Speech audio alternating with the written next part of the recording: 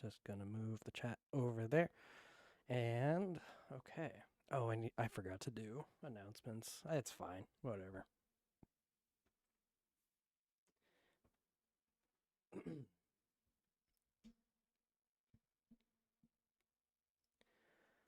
Okay, let's see here. So this is first time streaming on this channel. Sorry if it's a little unorganized. It's fine though. I just have to make a quick little post.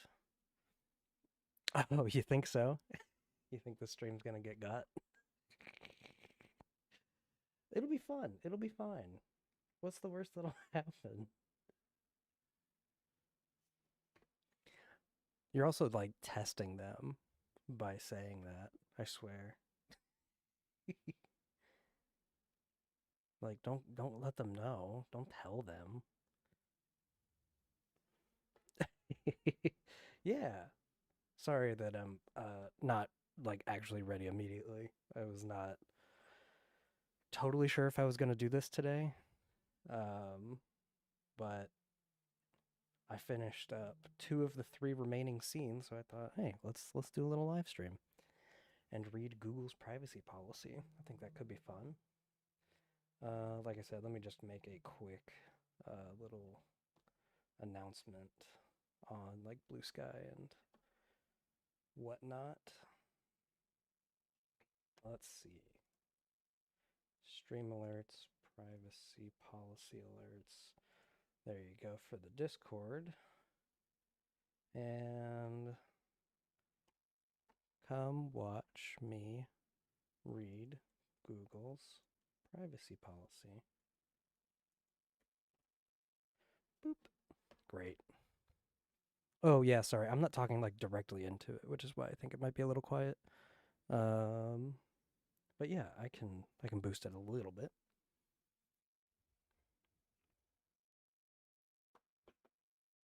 I think some of you are going to be very surprised with this privacy policy reading.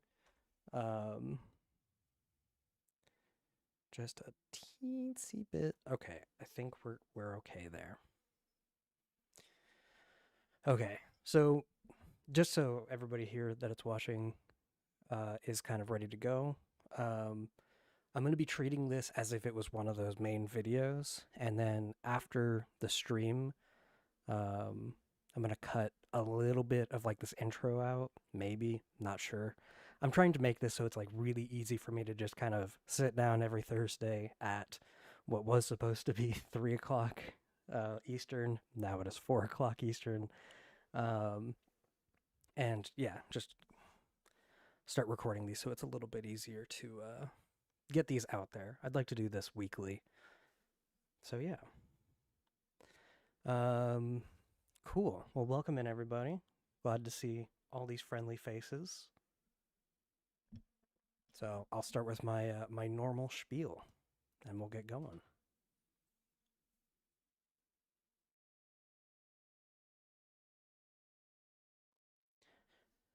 Hello, everyone. Today we're going to be looking at Google's privacy policy. As we'll read here in a minute, this applies to most of the Google services you would interact with. This includes Google Chrome, Android, Google Home, Google Maps, Search, and yes, even YouTube. As is tradition, I want to set some expectations before we get started. We will be using the Privacy Visualizer tool that I came up with to help us better retain what we've already read. If you want to follow along, you can pull it up yourself by going to privacyvisualizer.com or by following the link in the description, which also has other related links to this policy reading. As a quick recap, we will use blue to represent data that is collected, yellow for shared data, and red for data that is sold. And we'll be using the definition of sold as described in the California Consumer Privacy Act, otherwise known as the CCPA. As we do in all the readings on this channel, we will be reading this with the assumption of worst case scenario. This means that if they mention some data is optional, we will treat it as if it were collected, shared, or sold, depending on the surrounding context. We're reading this from the perspective of someone who clicks yes on whatever pop-ups might come up. One exception will be for business-to-business things. Most businesses come up with their own contracts and policies, so it's not really relevant to the average person. Most people are not representing businesses, so we will ignore those sections if they come up. As a reminder, the purpose of the privacy visualizer is to help us retain what we've read. It is not meant to summarize what we've read to others. You'll see as we read along that it oversimplifies things too much, and it doesn't give a full picture in like this whole video would. It's in its entirety. Please avoid using the privacy visualizer tool to summarize privacy policies. It is a tool designed to help you read privacy policies. If you want to learn more about that, check out the main channel video linked in the description. And, okay. Also, we are going to be doing something slightly differently with this one. We are also not going to do a recap at the end. I did not like that from the last time we did this. I noticed that there was a huge spike at the very end, and that goes against the entire point of this. So there will not be a summary at the end. I am encouraging people to actually watch this entire thing if they care. So let's jump down, go to google.com in our lovely little browser, and we're going to go down to the privacy button. And let's get started. I'm going to make this a little bit bigger just so it's easier for y'all to read. Okay. Now, just quickly before we begin, Google does have these little videos. In the video version of this that I was planning, I wasn't planning on watching all of these, but since we're in this stream and it'll give me a break from talking for a moment, we will be watching these videos along the way, because I do think they are actually helpful. Okay, right at the top. When you use our services, you're trusting us with your information. We understand this is a big responsibility and work hard to protect your information and put you in control. This privacy policy is meant to help you understand what information we collect, why we collect it, and how you can update, manage, export, and delete your information. Privacy checkup. Looking to change your privacy settings? Take the privacy checkup. That's such a weird phrase, but that's right. At the very top of this privacy policy, they give you the tools to be able to manage your privacy settings, which is fantastic. If you didn't know that these settings existed, you can literally find it at the very top of their privacy policy. I am actually a huge fan of that. So this one is effective April 2nd, 2026. So it was just recently updated. And if we look at this one, we can look at all of the archived versions, which you can see that it is updated pretty frequently. Now,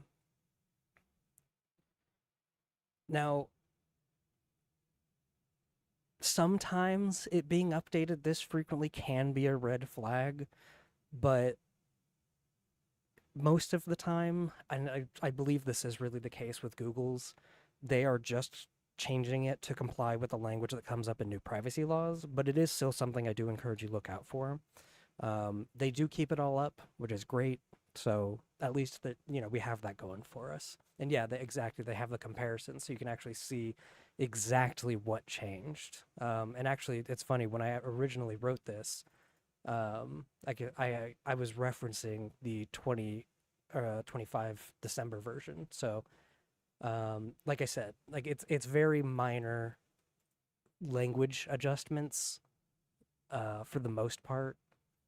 But like that's cool. Not a lot of privacy policies do that. Google does generally do a good job at making this stuff super clear. So I'm like I said, so far we're off to a really good start. And then of course they have a PDF download that you can snag as well, if that's your cup of tea. Sorry, I'm just moving the little chat window around. There we go. Okay. So we're going to skip the table of contents. It's not really relevant. We know exactly what we're looking for, which is the entire thing. So we don't need that. All right. We're going to start with, let me double check something real lickety split. I want to make sure that, let's see here. Can you hear that? Front, right. Oh, I can hear that. Front, left. Okay. Is that working for folks?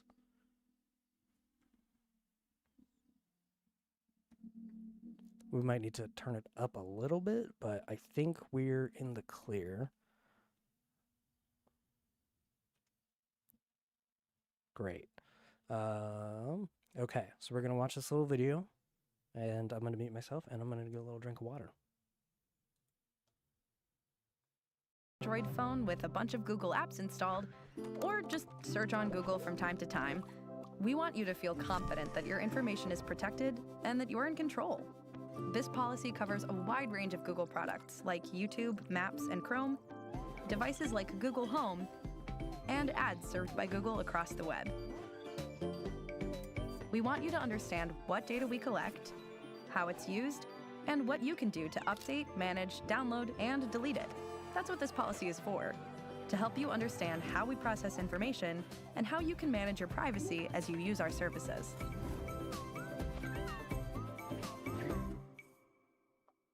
That was a fun little, cute little video, right? Just a fun little intro. So I will continue on here. Oh, I guess I can close this little window. Okay. We build a range of services that help millions of people daily to explore and interact with the world in new ways. Our services include Google Apps, sites, and devices like Search, YouTube, and Google Home, platforms like the Chrome browser and Android operating system, and products that are integrated into third-party apps and sites like ads, analytics, and embedded Google Maps.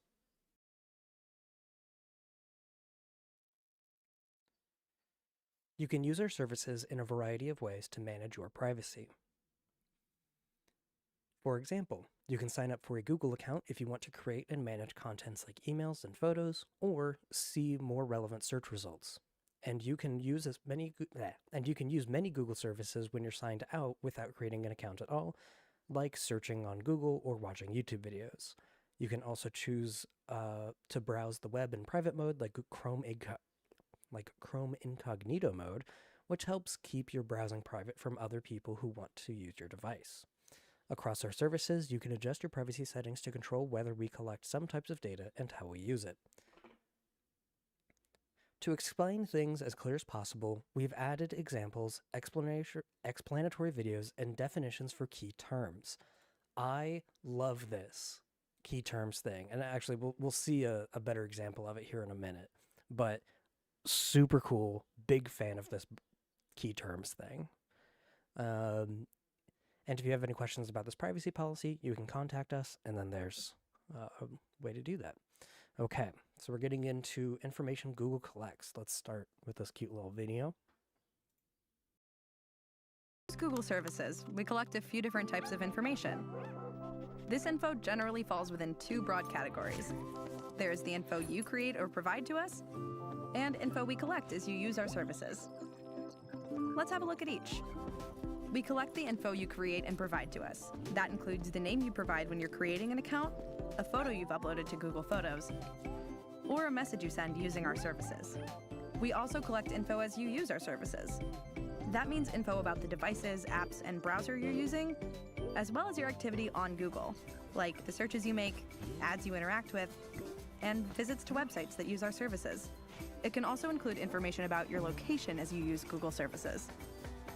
This means when you search for coffee shops, we can use things like your search terms, plus your location, to help you find a great place just around the corner.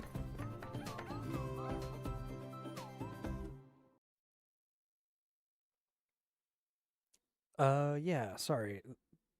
Let's see here. Is that a little bit better for the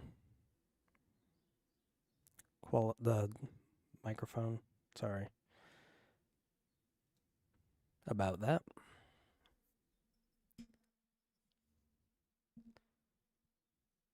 Great. Perfect. Okay. So we'll be filling all of this out ourselves. So let's go through this and look at this. We got all these cool little buttons. Anyways, sorry, I'm getting ahead of myself.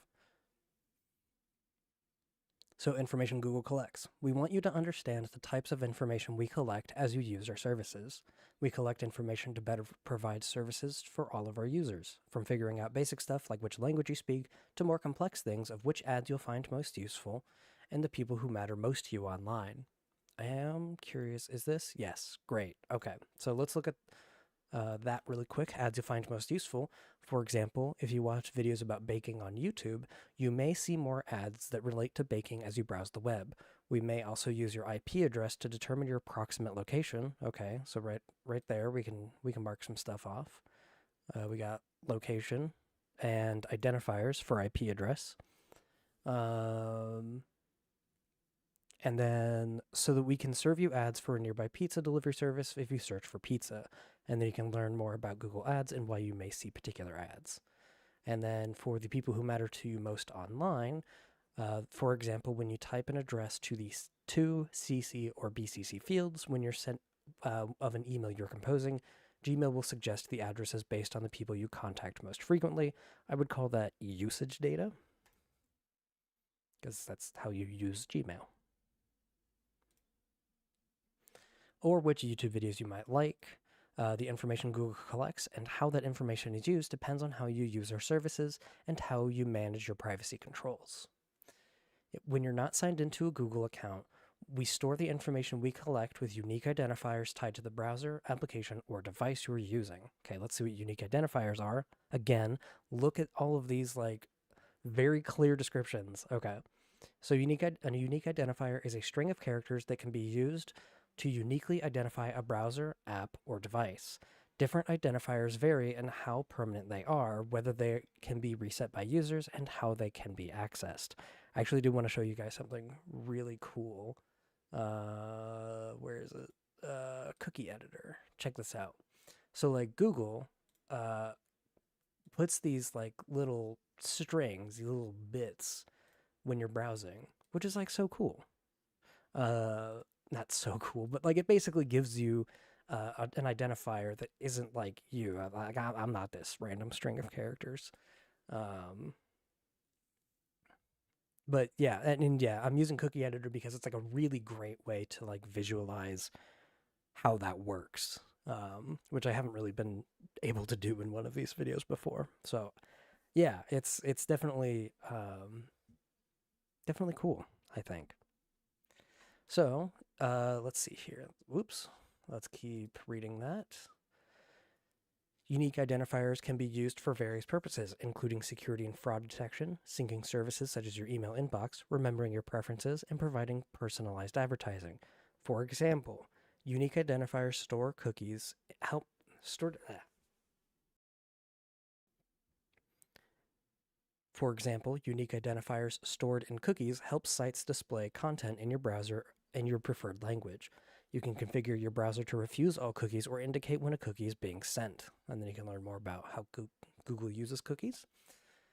On other platforms beside browsers, unique identifiers are used to recognize a specific app, device, or app on that device.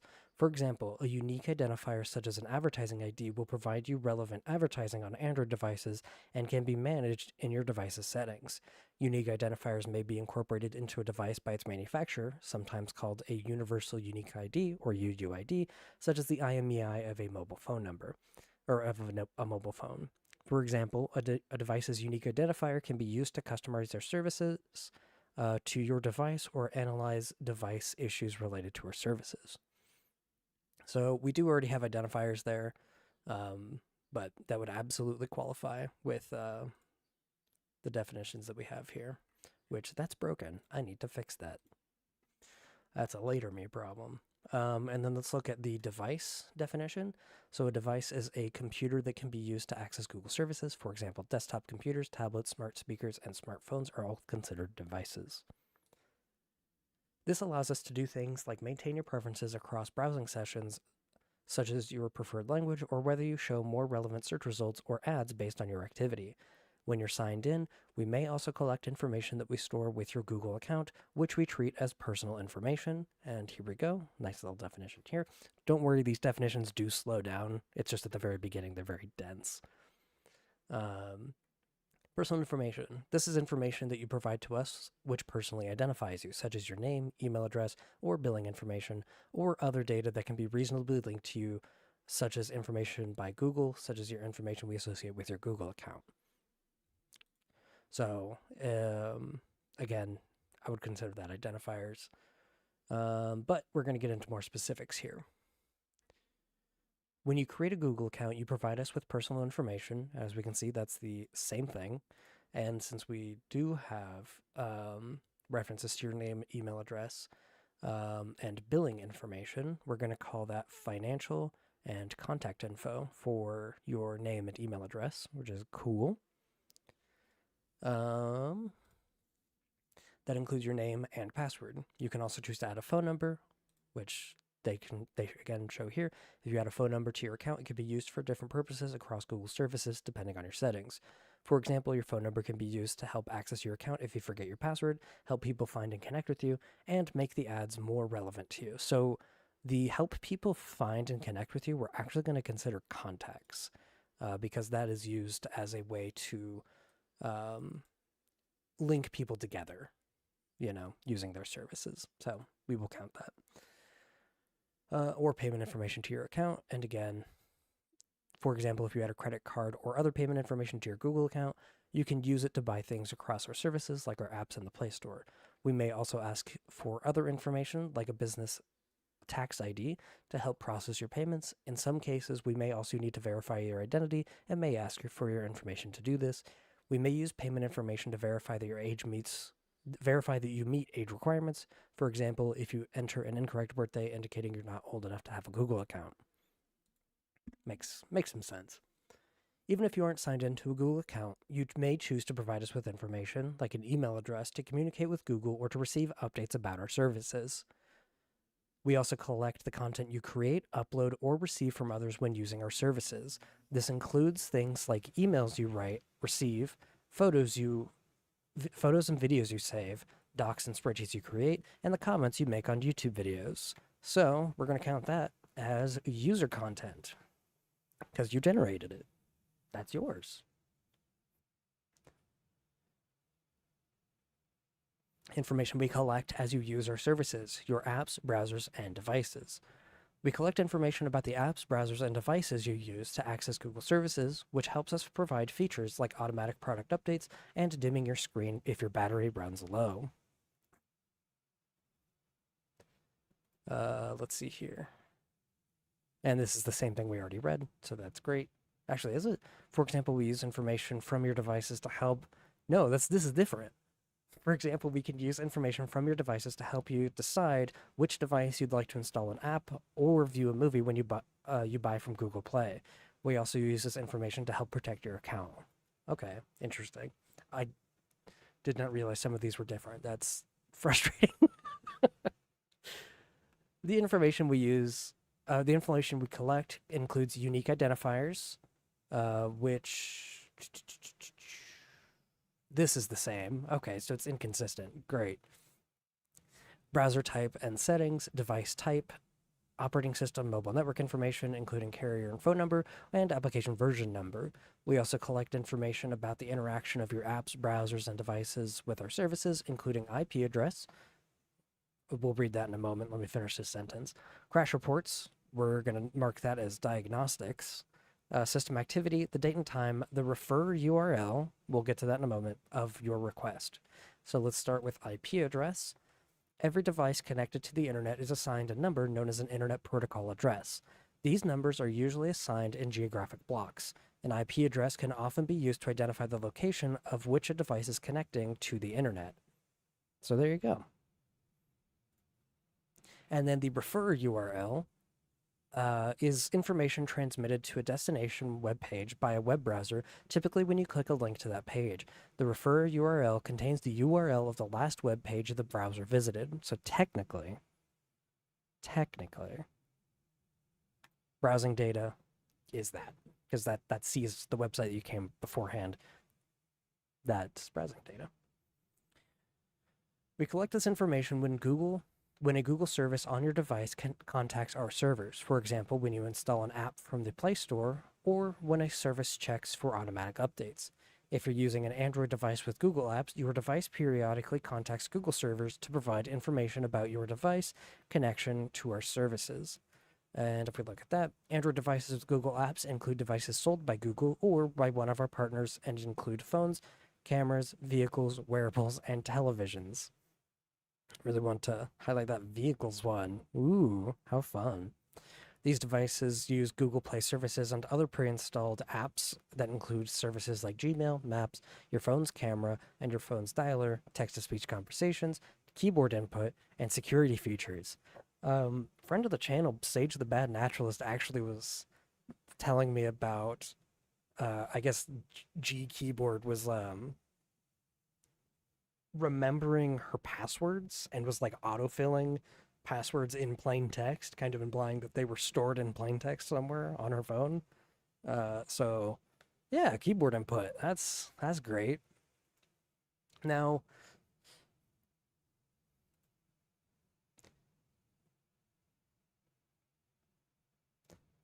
let's see here.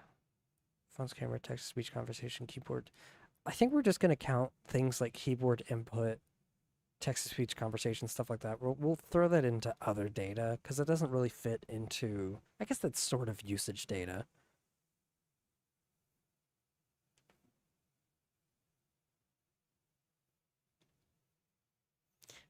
Oh, we'll sit on usage data for that for now. This information includes things like your device type and carrier name, crash reports, which apps you've installed, um, and depending on your device, other information about how you're using your Android device. So again, we got diagnostics in there.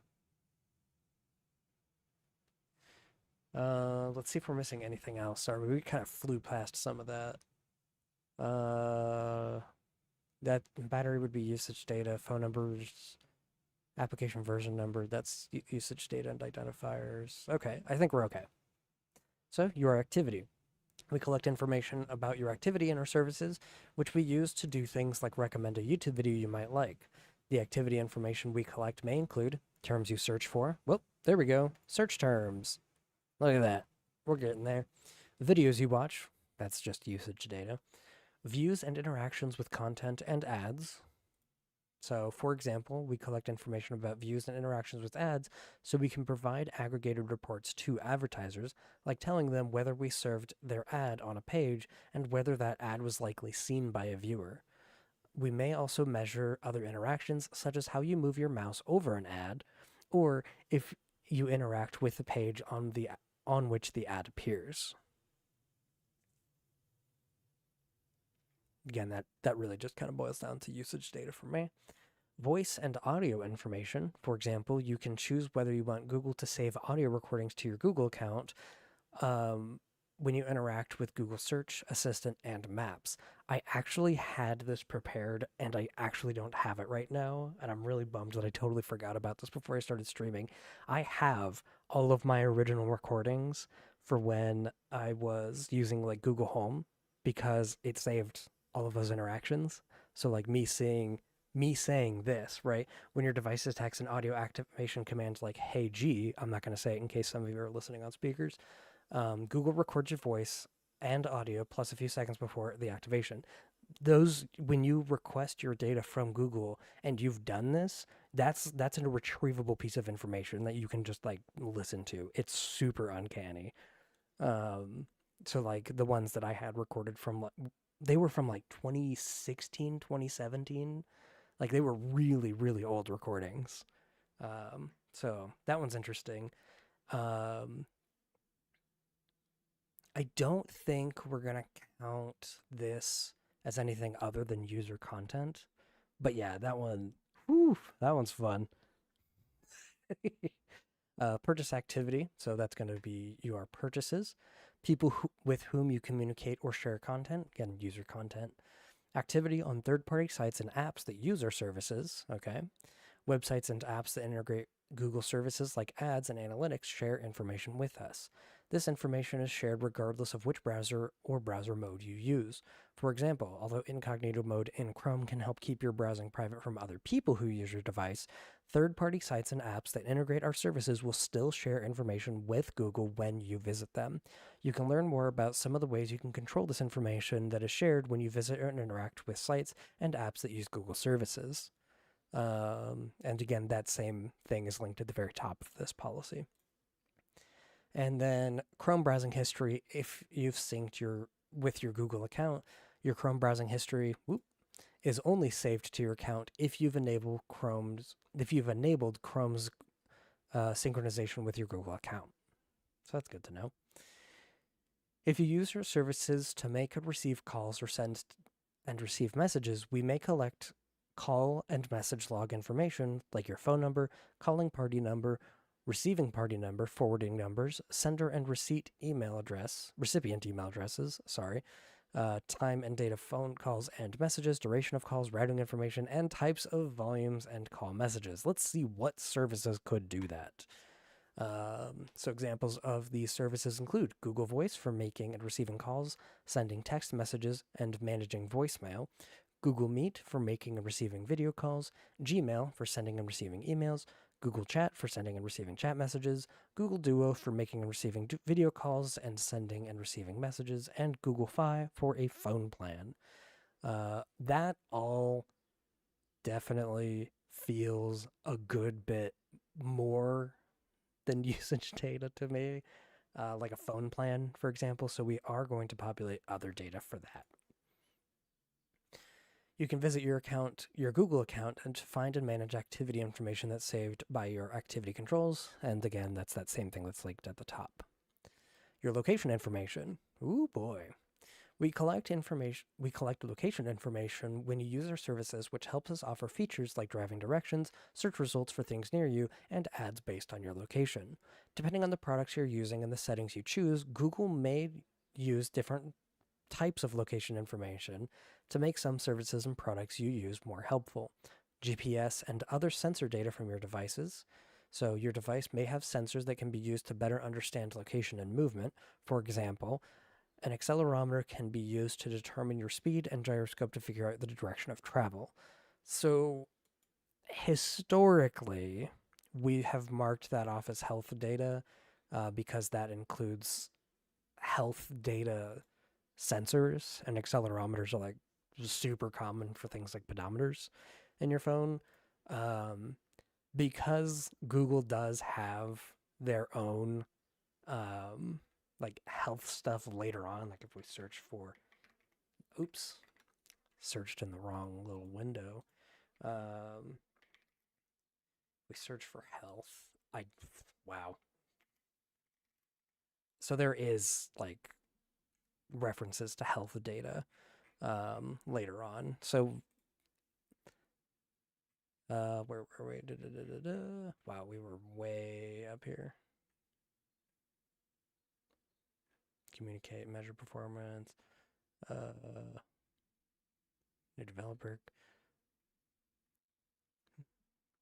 Location information. Here we go.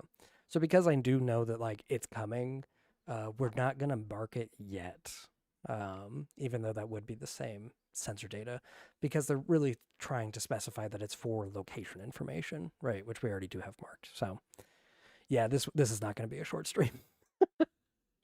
Let's see here. IP addresses, we've already looked at this.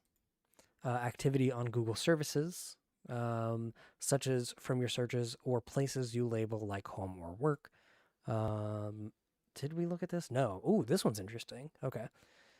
If you're signed into your Google account and have web and app activity turned on, your activity on Google sites, apps, and services may be saved in your account's web and app activity. Some activity may include information about the general area you were using when you were using the Google service. When you search for something in a general area, your search will use an area of at least 3 square kilometers or expand until the area represents the locations of at least 1,000 people. This helps protect your privacy.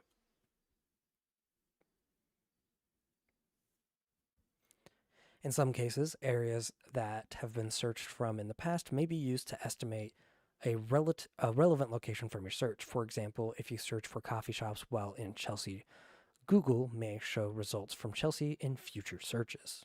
You can view and control your web and app activity at My Activity. Yeah.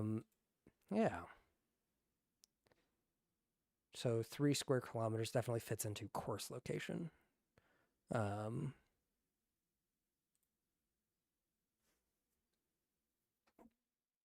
So that's interesting. Now GPS, granted, is definitely much more specific, right? GPS data, if I'm remembering right, is here. It might be fourth decimal place. I can't remember. Um, but that the activity based on Google services is considered coarse location.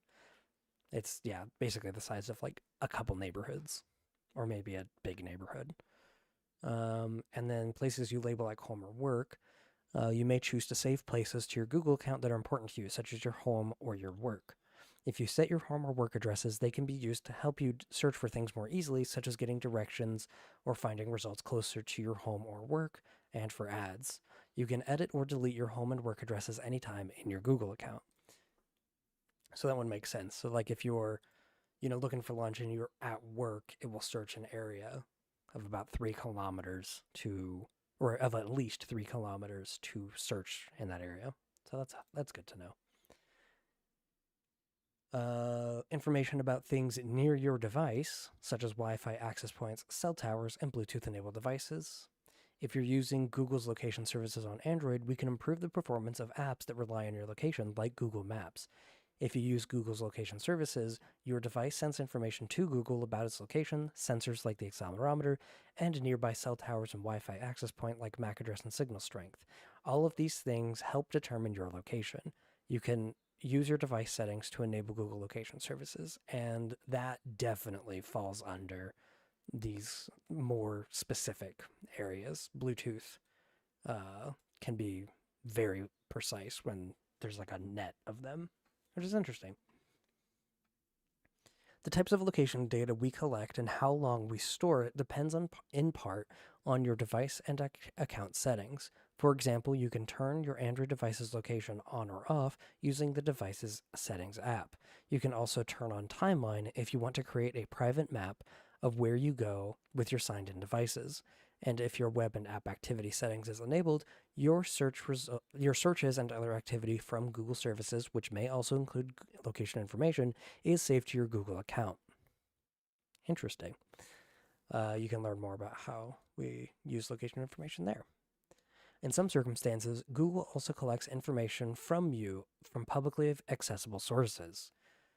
For example, we may collect information that's publicly available online or from public sources to help train Google's AI models or build products and features like Google Translate, Gemini apps, and Google Cloud AI capabilities. Or if your business's information appears on a website, we may index and display it on Google services.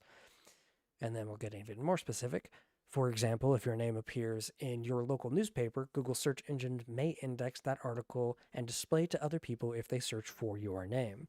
We may also collect information about you from trusted partners such as directory services who provide us with business information to be displayed on Google services, marketing partners who provide us with information about potential customers of our business services, and security partners who help us provide information to protect against abuse.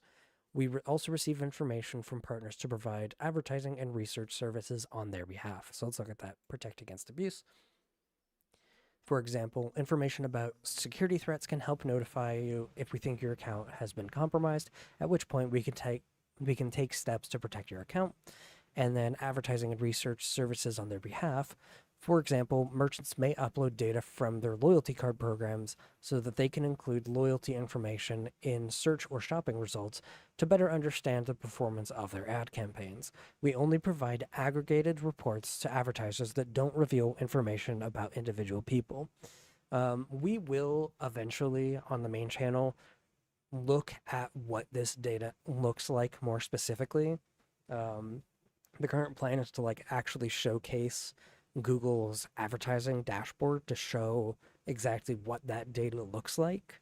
I think it's a big it's really easy to assume that all of this advertising data can really directly identify you, but it truly is just basic characteristics and traits that most people have.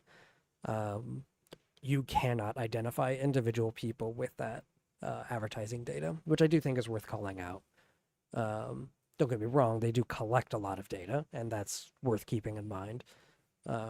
Because what if data breach? But from the advertising side of things, like marketing companies, they don't get to see a lot of information.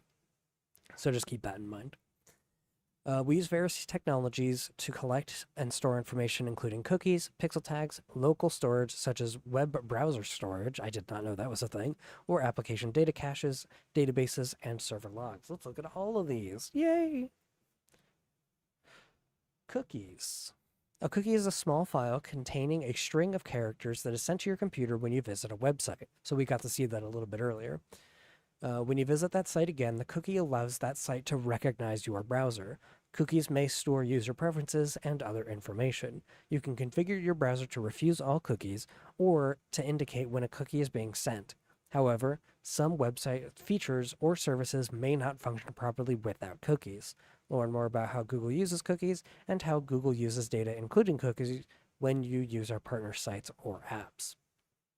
That's a very accurate description, I think, of cookies. Then we have pixel tags. A pixel tag is a type of technology placed on a website or within the body of an email for the purpose of tracking certain activity, such as views of a website or when an email is opened. Pixel tags are often used in combination with cookies. So, like, if your email service provider, there are a couple of them out there, blocks images by default, this is what they're blocking. So, like, there's some services, I think PayPal uses this. When you get sent an invoice, PayPal will include a pixel tag on there to see if you've opened the email so they can report that back to the person who sent you the invoice.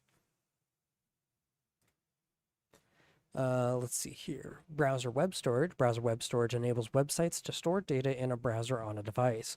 When used in local storage mode, it enables data to be stored across sessions. This makes data retrievable even after a browser has been closed or reopened. One technology that facilitates web storage is HTML5.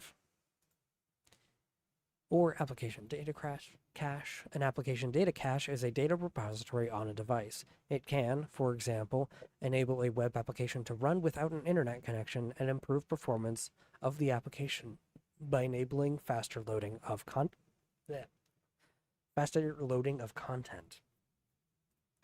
And then databases and server logs. Server logs, like most websites, our servers automatically record the page requests made when you visit our sites. These server logs typically include your web request, internet protocol address, browser type, browser language, date and location of your request, and one or more cookies that may uniquely identify your browser. A typical log entry for service for cars looks like this, and then they give you a little example. There's an IP address. This is the internet protocol address assigned to a user by the user's internet service provider. Depending on the user's service, a different address may be assigned to the users by the service provider each time they connect to the internet. There's the address, or not the address, the date. So this is the date and time of the query. This is the requested URL, including the search query. This is the browser and operating system being used. So macOS and Chrome. And then right here is the unique cookie ID assigned to this particular computer the first time it visited Google. Cookies can be deleted by users. If the user has deleted the cookie from the computer since the last time they visited Google, then it will be the unique cookie ID assigned to the device the next time they visit Google from that particular device. Great. All right. We're going to take a quick little watching break to see why Google collects data.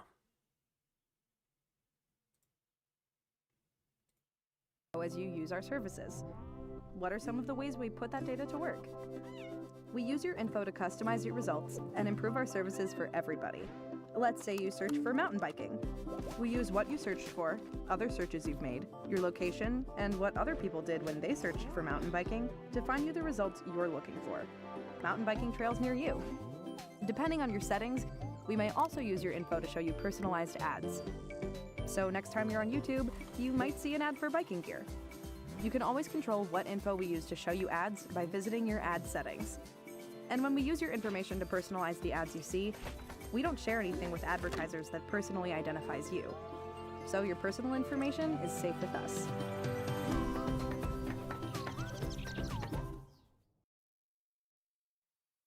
Oh, I'm shorter than I realized.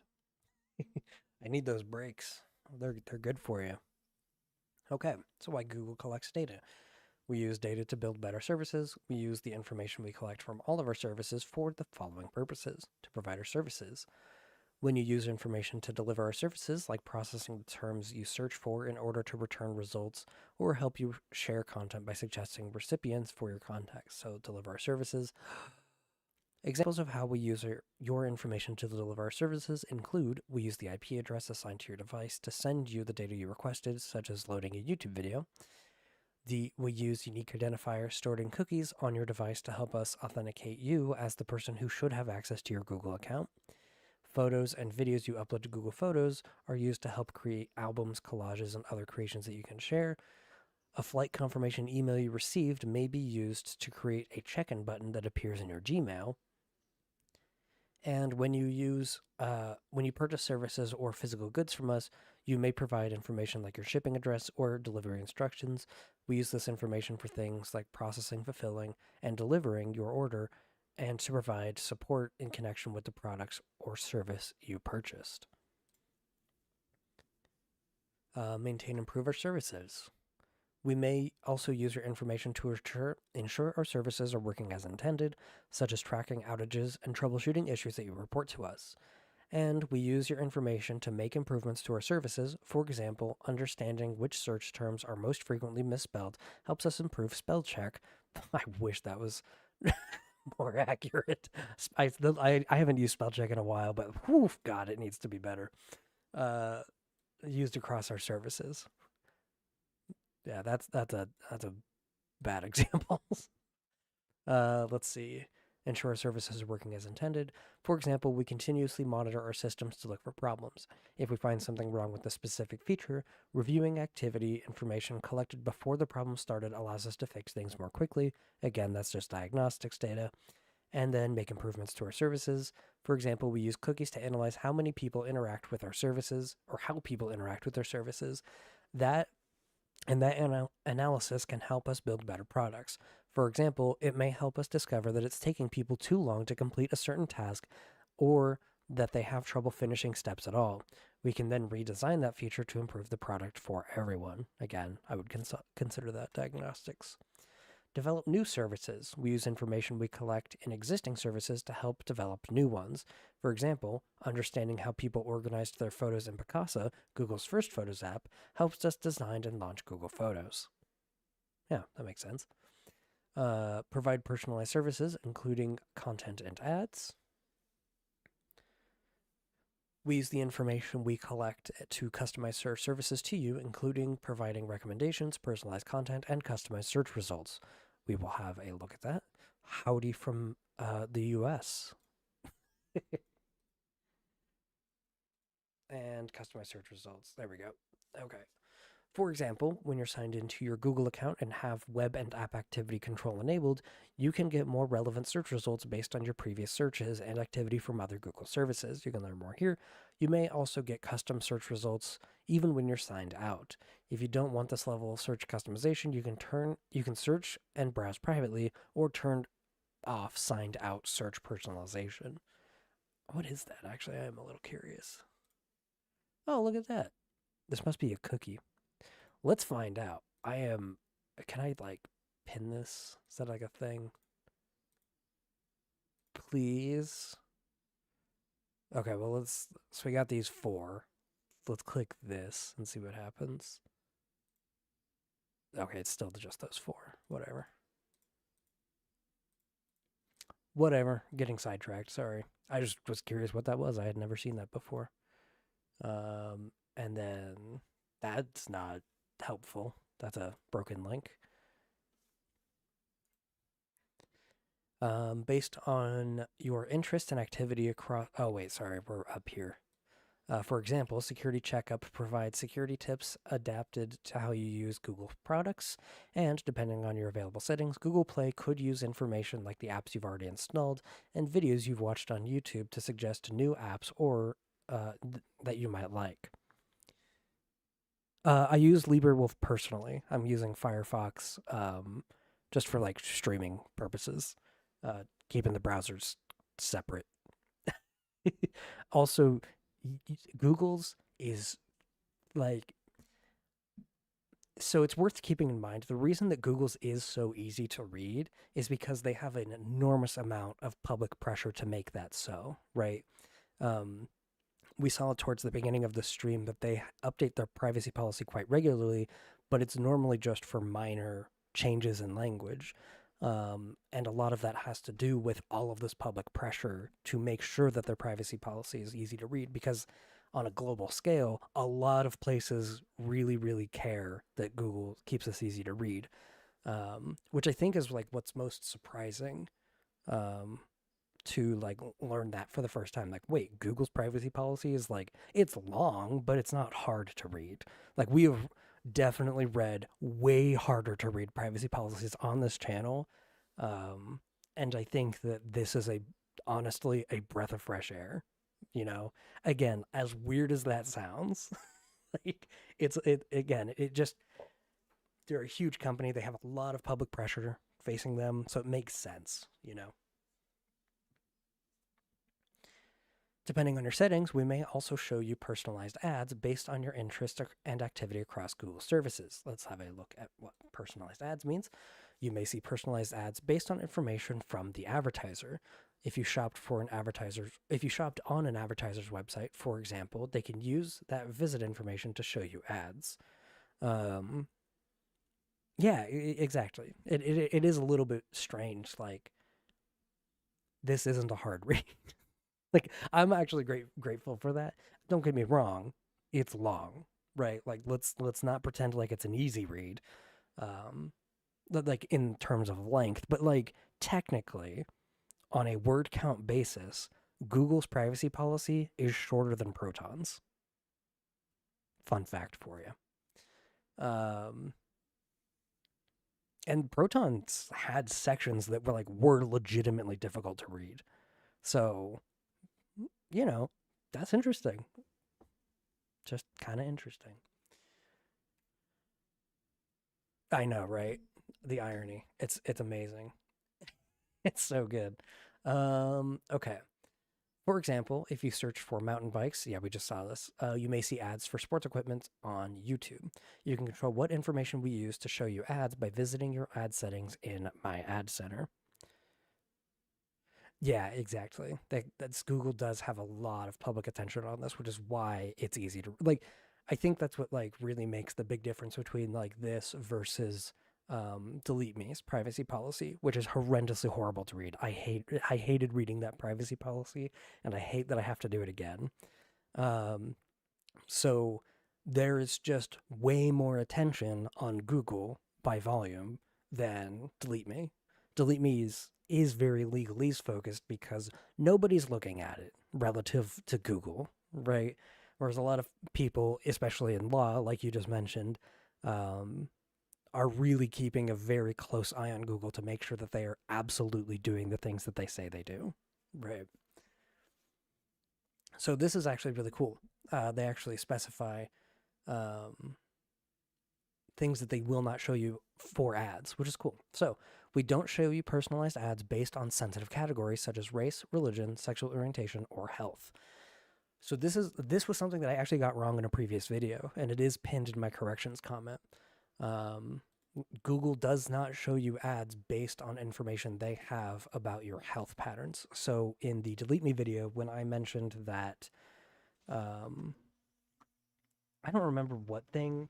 Yeah, I know it feels false, but but from your direct health data from things like a Fitbit, because Google owns Fitbit, that information is not used for advertising purposes, which is good. There are definitely plenty of other things um, that they can infer information about you, but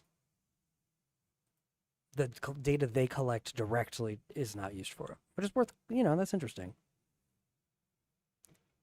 So, CJ, we did go over a lot of those categories a little bit ago. Um, we will learn a little bit more about health data specifically a little bit later on. But yes, it does imply that they do collect that data. Um,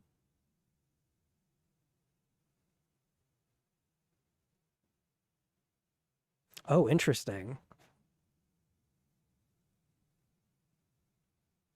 That's really interesting. Okay.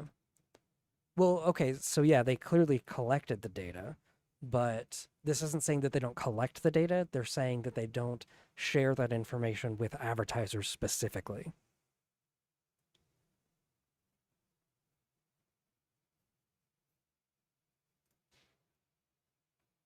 So when showing you personalized ads, we use topics that you think may be of interest to you based on your previous activity. For example, you may see ads for things like cooking and recipes on or air travel. We don't use topics. Oh, so it's topic categories.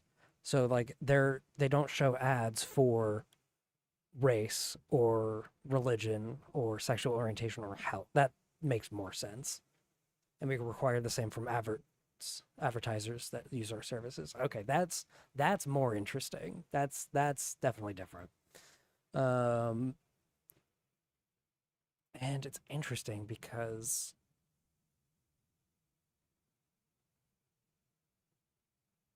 that does infer that they collect that data, but again, we will get to that in a little bit. Facebook's, if I'm remembering correctly, is technically a little bit worse than this, but I can tell you right now that both Google and Facebook are far better than like General Motors or Nissan or, you know, Subaru or any car manufacturer. So like this is bad. Don't get me wrong, they do collect a lot of data. Um, but it is not as much as some other sources that you would not ever think about. Let's see. We don't show you personalized ads based on your content from Drive, Gmail, or Photos. This was the thing that I got wrong. Um, Tesla is a great question. Tesla collects just as much data as all of the other car manufacturers, but they're technically, at least at the time that I read it last, are the only ones that do not sell that information. They collect a ton of it, but they do not sell it. They're the only ones that do not sell it. Then again, Elon Musk has used personal data to his own whim. So I don't know that it really matters all that much. It's definitely shared, but it's not sold technically. We do not share information that personally identifies you with advertisers. This is sort of what I was talking about, such as your name, email, unless you ask us to. For example, if you see an ad for a nearby flower shop and select tap to call, we'll connect your call and may share your phone number with the flower shop. So that's like an example where they would directly see it, right? Um,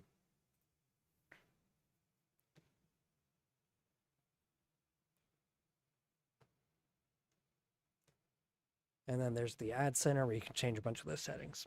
Measure performance. We use data for analytics and measurement to understand how our services are used. For example, we analyze data about your visits to sites to do things like optimize product design. We also use data about the ads you interact with, including the related search history, to help advertisers understand the performance of their ad campaigns. And then that's just to learn more. They did not need that to be a thing. Wow. Um, we use a variety of tools to do this, including ad analytic services. When you visit sites or use apps that use Google's ad or analytic services, those services may link information about your activity from that site or app with activity from the other sites or apps that use our services. That one's a little bit of a tongue twister. I'm not going to lie. Let's see. For example, a customer may want to use its Google Analytics data to create more relevant ads or to further analyze its traffic.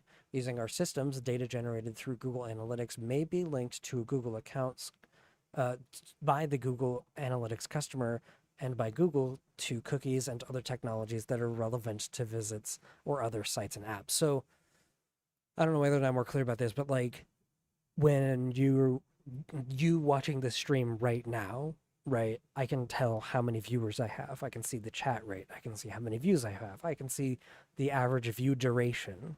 Um, so like there's like certain pieces of information that like I can gather about and infer about you based on your traffic that is shared with me as a YouTube personality.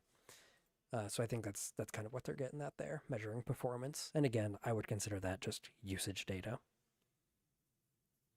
To communicate with you, we use information we collect, like your email address, to interact with you directly. For example, we may send you a notification if we detect suspicious activity, like an attempt to sign into your Google account from an unusual location. Or we may let you know about an upcoming changes or improvements to our services. And if you contact Google, we'll keep a record of your request in order to help solve any issues you might be facing. We'll count that as user content. Can you see when I switch to another tab and just listen? I don't think that's in here. Let's see if I go to viewer activity. No. Nope. It's just basic analytics. Concurrent viewers, stuff like that. Oh, viewer activity is when somebody super chats. I see. Okay. That makes sense. I don't know.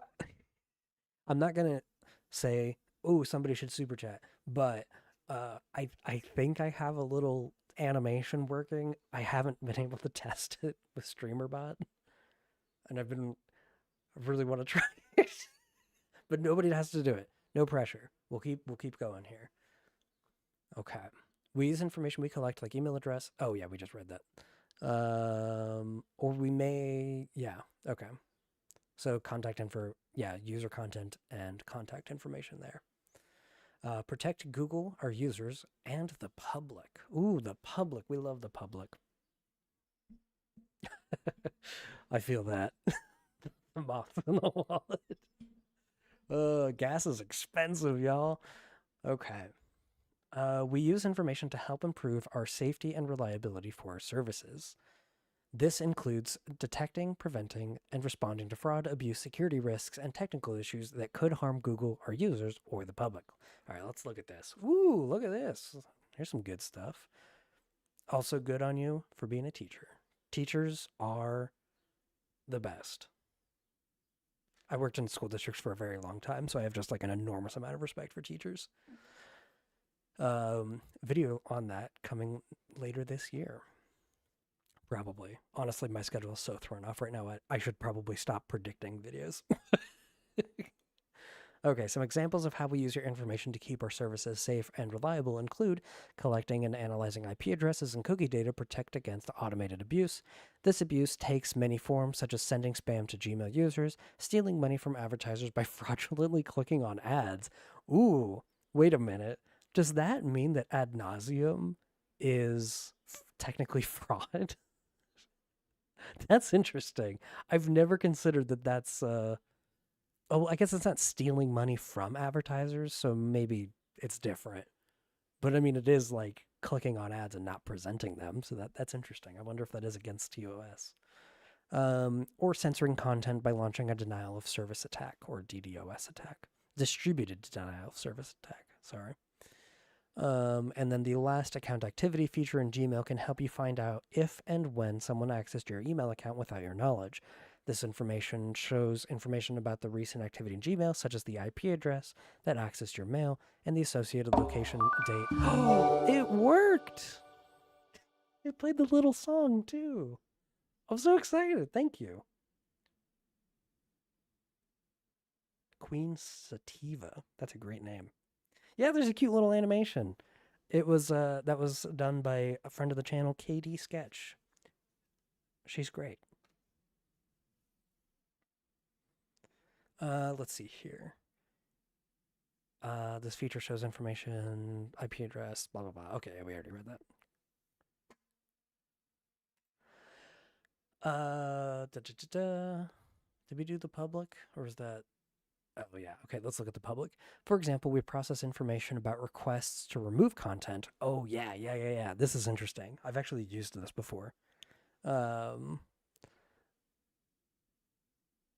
see here. So, for example, we process information about requests to remove content from our services under Google's content removal policies and or applicable laws to assess the request. God, brain is just fried there. And to ensure transparency, improve accountability, and prevent abuse and fraud in these practices. So, yeah, you can request information be deleted from Google search results if you didn't know. So, if you have publicly facing information about you, you can do it that way too, which is pretty handy. I will admit, doing it from the sources directly is going to be more reliable than Google. Just keep that in mind. So, like, if it is a data broker showing information about you, you should go through that data broker first because they're going to be way better at actually getting that information removed. Um, Again, most data brokers will just comply. They do not want to deal with it. Um, so, yeah, again, if you see your information in Google's thing, try to go through that result first before going through Google, because Google will like adapt the result accordingly, and that's also just gonna like last longer. Also, I didn't mention this in the data deletion services video because I didn't really think about it at the time. The the perk to deleting the information yourself is that you don't if you change your behaviors on how you use the internet, like you're more cautious about who you're sharing information with. You start using email aliases, things like that. It's going to make that data harder to gain again. Whereas the services that offer those data deletion service, yeah, the data deletion services like Delete Me and Incogni and Aura and all of these other ones don't do that. They don't change your behavior. They just take your money and continuously delete it because, of course, the data brokers are going to get it back because you didn't change your behavior, right? So the perk to um, doing it yourself is that you're more likely to change your behavior moving forward, right? That's what lasts longer and is free. So I didn't mention that in the video because it did not cross my mind at the time, which was like a year ago, to be fair. I've learned a lot since then. But I just figured y'all would appreciate that little tidbit of information since it's relevant to this particular point. We use different technologies to process your information for these purposes. We use automated systems that analyze your content to provide you things like customized search results, personalized ads, or other features tailored to you on how you use our services, and we analyze your content to help us detect abuse such as spam, malware, and illegal content. We use algorithms to recognize patterns in data. For example, Google Translates help people communicate across languages by detecting common language patterns and phrases you ask and translate. So let's do the detect abuse. When we detect spam, malware, or illegal content and other forms of abuse on our systems in violation of our policies, we may disable your account or take other appropriate action. In certain circumstances, we may also report the violation to appropriate authorities. And then algorithms, a process of set rules followed by a computer performing problem-solving operations. Classic definition. We may use the information we collect across our services and across your devices for the purposes described above. For example, depending on your available settings, if you watch videos of guitar players on YouTube, you might see an ad for guitar lessons on a site that uses our ad products.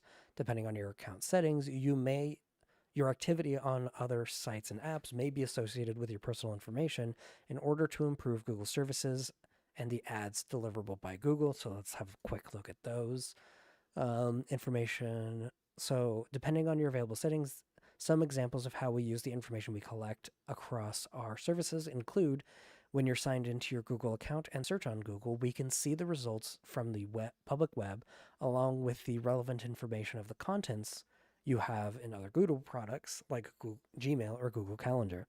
This can include things like the status of upcoming flights, restaurant, or hotel reservations, or your photos. If you have communicated with someone via Gmail and want to add them to a Google Doc or an event in Google Calendar, Google makes it easy to do so by auto-completing their email address when you start to type their name. This feature makes it easier to share things with people you know. The Google app can use data. Oh, have a good night. The Google app can use data that you have stored in other Google products to show you personalized content depending on your settings. For example, if you have searches stored in your web and app activity, the Google app can show you news articles and other information about your interests, like sports scores based on your activity. If you connect your Google account to your Google Home, you can manage your information and get things done through the Google Assistant. For example, you can add events to your Google Calendar or get your schedule for the day ask for status updates on your upcoming flight, or send in information like driving directions to your phone. If you're a user in the European Union, you can make decisions you make. The decisions you make on linking services will affect how certain Google services can use the data across our services. That makes sense. Okay. And then, depending on your activity on other sites, let's do this one. The activity might come from your use of Google services, like syncing your Google Chrome account, syncing your account with Chrome, or your visits to sites and apps that partner with Google. Many websites and app partners with Google improve their content and to improve. I see. They partner with Google to improve the content and services. For example, a website might use our advertising services like AdSense or analytics tools like Google Analytics, or it might embed other content such as videos from YouTube. These services may share information about your activity with Google, and depending on your account settings and the product's use, for instance, when a partner uses Google Analytics in conjunction with our advertising services, this data may be associated with your personal information. Learn more about how Google uses data and when you use our partners' sites or apps. Cool.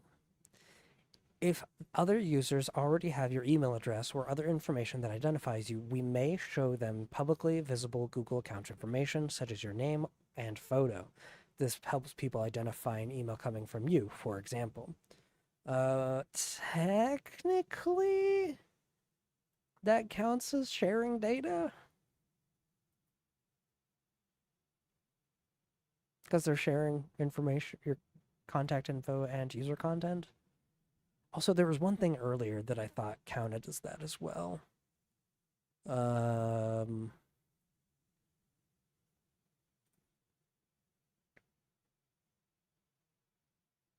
I think it was usage data for the advertising stuff. I just want to double check though. Yeah, these services may share information with your activity with Google. Oh yeah. Okay, so it's the other way around.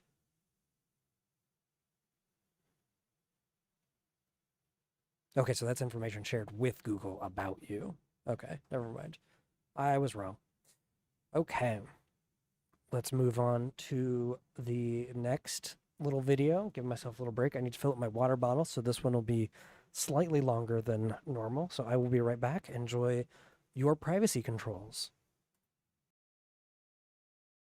See your info, manage your privacy and security settings, and choose what info gets saved and deleted. Using your activity controls, you decide what data gets saved in your account. Google can use your data to give you personalized features, like customized maps or relevant search results. To control what info we use to show you ads, you can adjust your ad settings. Or you can turn off ad personalization altogether. You'll still see ads, but they'll be less relevant to your interests. You can visit your Google account to review, update, download, or delete information saved in your account at any time.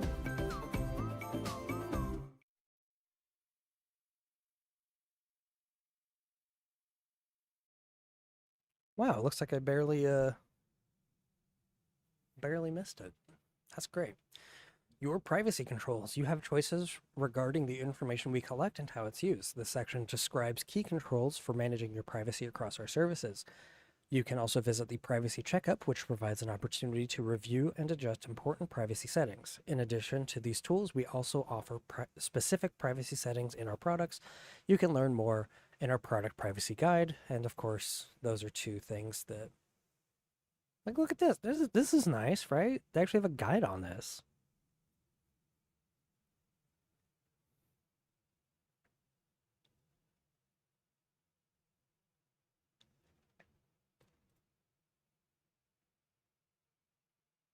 And these are actually updated. This was updated 2 days ago.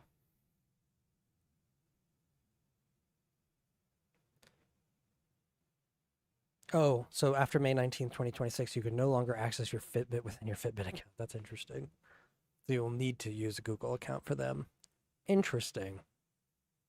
Well, now you know that if you have a Fitbit. Okay.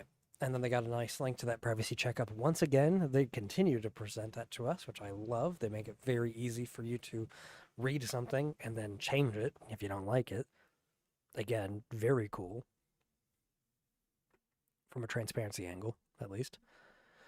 Let's see here. Managing, reviewing, and updating your information. When you're signed in, you can always review and update information by visiting the services you use. For example, Photos and Drive are both designed to help you manage specific types of content you saved with Google.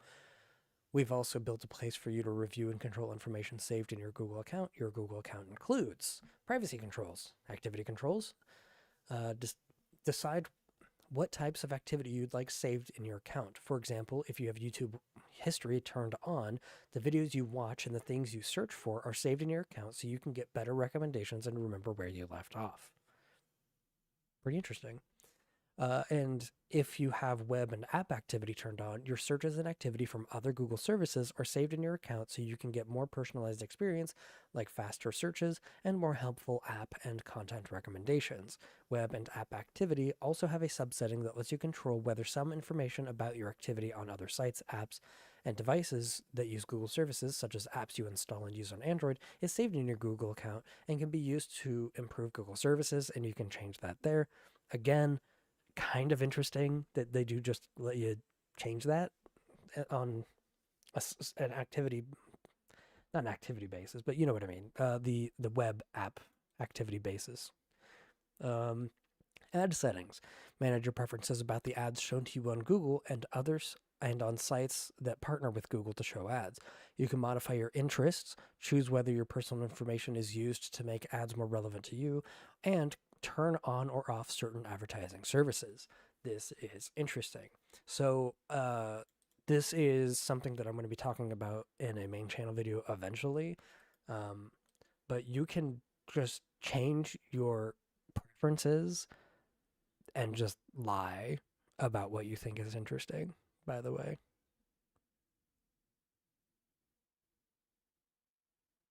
So, like, if you are actually getting things that are in there that are relevant to you, you could just replace it with things that aren't relevant to you, therefore reducing the amount of data that is accurate about you. Data poisoning. It doesn't work for just AI. Fun fact about you. You can manage personal information in your Google account and control who can see it across Google services. Yep, that makes sense, like your contact information and stuff. Shared endorsements. Choose whether your name and photo appear next to your activity, like reviews and recommendations that appear in ads. I've never considered that, like, yeah, reviews would show information about you. That's interesting. Sites that and apps that sites and apps that use Google services manage information that websites and apps using Google services, like Google Analytics, may share with Google when you visit or interact with their services. Cool. And then ways to review and update your information. Under My Activity, My Activity allows you to review and control data that's saved to your Google account, whether you're signed and when you're signed into and using Google services like searches you've done or visits to Google Play. You can browse by date and by topic and delete part or all of your activity. Again, that's actually really cool that they give you that much precision in the information that is collected. Like, if you've never looked at this before, you definitely should. It is legitimately kind of interesting. And again, you can just delete giant chunks of it if you so wish. Google Dashboard. Google Dashboard allows you to manage information associated with specific products, and then your personal information, manage your contact information such as your name, email, phone, and phone number. When you're signed out, you can manage information associated with your browser or device, including signed out search personalization. Choose whether your search activity is used to offer more relevant results and recommendations. YouTube settings. Pause and delete your YouTube search history and your YouTube watch history. And then ad settings, manage your preferences about the ads shown to you on Google and on sites and apps that partner with Google to show ads. Whew, man. And again, all of this activity stuff, if you just go to google.com, jump into that privacy policy, it is right at the very top. It's seriously fantastic. And changing these things does change how Google shows you information, right? If you turn off watch history and delete everything and then turn it back on, you basically get a brand new algorithm on YouTube, right? If you have the perfect algorithm on YouTube and you do not want it to change, you're getting recommended the most perfect videos ever. You can pause your watch history and it will just not add anything new, and you will just have that perfect algorithm for a little bit, which is a really cool hack if you didn't know. If you also watched a video and you realized that it destroyed your algorithm, you can go into your watch history and remove just that video that very clearly destroyed it. Like when you watch a video that's like a movie clip, and then you're suddenly getting recommended hundreds of movie clips, even though you just wanted to see the one movie clip. You can just delete that one movie clip that you watched, and it works. Like, it actually, it's really cool. Like, you can actually see how these things are just based on that data, and they do let you actually delete it. It's really nice. Yeah, I have done the start from scratch algorithm thing multiple times, because, like, exactly, once you start getting political slop, it's like, oh god, just start it over. It's just forget it. This isn't savable. Okay, and then exporting, removing, and deleting your information. You can export a copy of content in your Google account if you want to back up or use it with services outside of Google. And then they have a nice, big, stinky, beautiful link there. That is by far the most interesting, direct way to see how a service views you as an individual, right? You can see exactly what data they have on you and what data could be potentially breached in the event of a data breach, right? Any service that offers to export your data, which they all do, you should absolutely do it because it really gives you an enormous amount of insight as to what data exists with that service.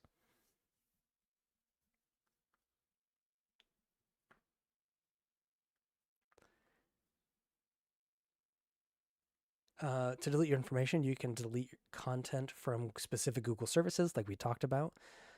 Search for and then delete specific items from your account using My Activity. Again, we also talked about that. Delete specific Google products, including information associated with those products. So, like, for example, I signed into Google with OBS, right? Because I'm streaming to you right now. So I can just say, actually, you know what? I don't want OBS to have that information anymore. I can do that through Google, not OBS. So again, they actually do have an enormous amount of precision on that end. And then you can delete your account entirely.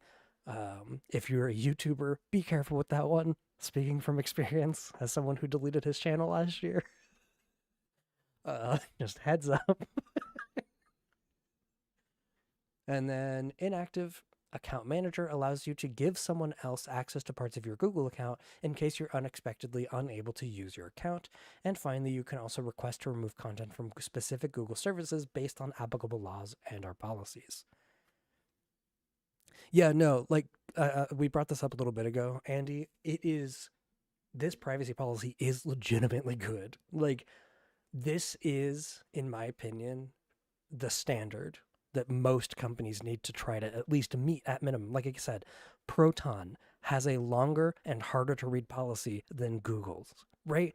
That shouldn't be, because it's Proton, right? That's a privacy focused company. Like, yes, Google absolutely collects a lot of data, as we're already seeing, right? But we can tell that. There's no second guessing with any of this information. That's all I care about, is to just understand it. And again, they give you detailed and on every step of the way, hey, here's how you can delete that information for that particular thing, right? That's amazing. I love how precise this is. There are other ways to control information Google collects, whether you're signed into a Google account, whether or not you're signed into a Google account, including browser settings. For example, you can configure your browser to indicate when Google has set a cookie in your browser. We can also, I think this is the same definition as before. Yep. And then you can also configure your browser to block all cookies from a specific domain or by all domains. This, by the way, big hack. I love that they literally include one of the best hacks out there right in their privacy policy. If you use Firefox and you tell it to clear all cookies every time you close the browser, but there's like one website that you trust to retain that cookie, you can just say, "Oh yeah, keep that cookie, but delete everything else." It's so cool. I love that. But remember that services rely on cookies. Our services rely on cookies to function properly. Of course, that's true, right? For example, we use a cookie called LBCS that makes it possible for you to open many Google Docs in one browser. Oh, see, that's interesting. Look, they literally explain how that cookie works. Isn't that cool? Who does that? Kind of interesting. Blocking this cookie would prevent Google Docs from working as expected. So they literally define how that works. That's so cool. Device level settings. Your device may have controls that determine what information we collect. For example, you can modify location settings on your Android device. Sharing your information. When you share your information, many of our services let you share information with other people, and you have control over how you share. For example, you can share videos on YouTube publicly, or you can decide to keep those videos private. That is true. Like, for example, I am sharing this stream right now, so that would count as user content, right? You are watching me share this publicly.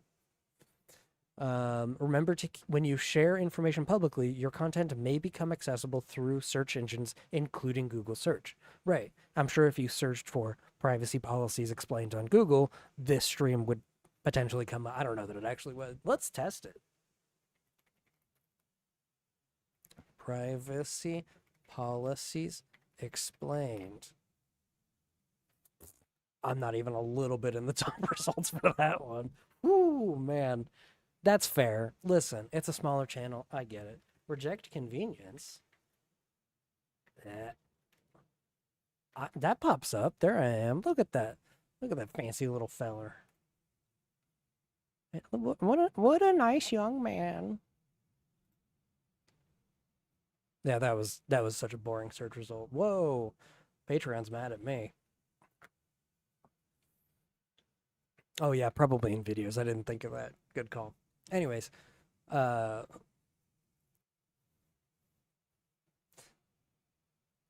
when you're signed in and interact with some Google services, like leaving comments on a YouTube video, or everybody here in the chat say hi in regards to adding more data, I guess. Your name and photo appear next to your activity. We may also display this information in ads depending on your shared endorsement settings. So that's fun. When Google shares your information, we do not share your personal information with companies, organizations, or individuals outside of Google, except in the following cases. I use Mint. Mint. I love that Mint asked that. With your consent, we'll share your personal information outside of Google when we have your consent. For example, if you use Google Home to make a reservation through a booking service, we'll get your permission before sharing your name and phone number with that restaurant. We also provide you with controls to review and manage third-party apps and sites. You have given your access to your data in your Google account. We will ask for your explicit consent to share any sensitive personal information. Okay, so technically, they are capable of sharing sensitive personal information, which does imply that they do collect it. So we will be marking that off as both collected and potentially shared. Again, we do assume worst case scenario with the privacy visualizer, right? And that's going to be anything containing to topics such as medical facts. Oh, medical facts. There we go. There's our health one, right? I knew it was somewhere hidden in there. Medical facts, racial or ethnic origins, political or religious beliefs, or sexuality. Great. So that's all in there. With domain administrators. Okay, this section is normally something I would skip over, but it is super, super relevant if you have used a, let's say you go to a school that offers you a Google account, right? If you're in college, high school, whatever, right? Domain administrators is who that data is shared with, right? I used to be a domain administrator for a school district. I got to see everything that kids were doing on their devices. That is just how this works, okay? So we're going to go over this section because it is relevant to a lot of people, whether you know it or not. So if your account is managed by a school, by a workplace, anything like that, this information is relevant. And again, I normally wouldn't read this, but Google is such a huge entity that it is, I think, relevant to a lot of people. If you're a student or work for an organization that uses Google services, your domain administrator and resellers who manage your account will have access to your Google account. They may be able to. And when they say maybe, it is like they definitely are capable of seeing this information. Access and retain information stored in your account, like your email. View statistics regarding your account, like how many apps you install. Change your account password, suspend or terminate your account access, receive your account information in order to satisfy applicable law, regulation, legal process, or enforceable governmental request, or restrict your ability to delete or edit your information on your privacy settings. So, for example, if a school district gives you an email address, and it has just like a standard, you know, default picture, and they don't let you edit that, that's why, right? Um, this definitely doesn't like fully describe, I think, the gravity of like anything you do on a school account can be seen by somebody, like, which is like by design, admittedly, right?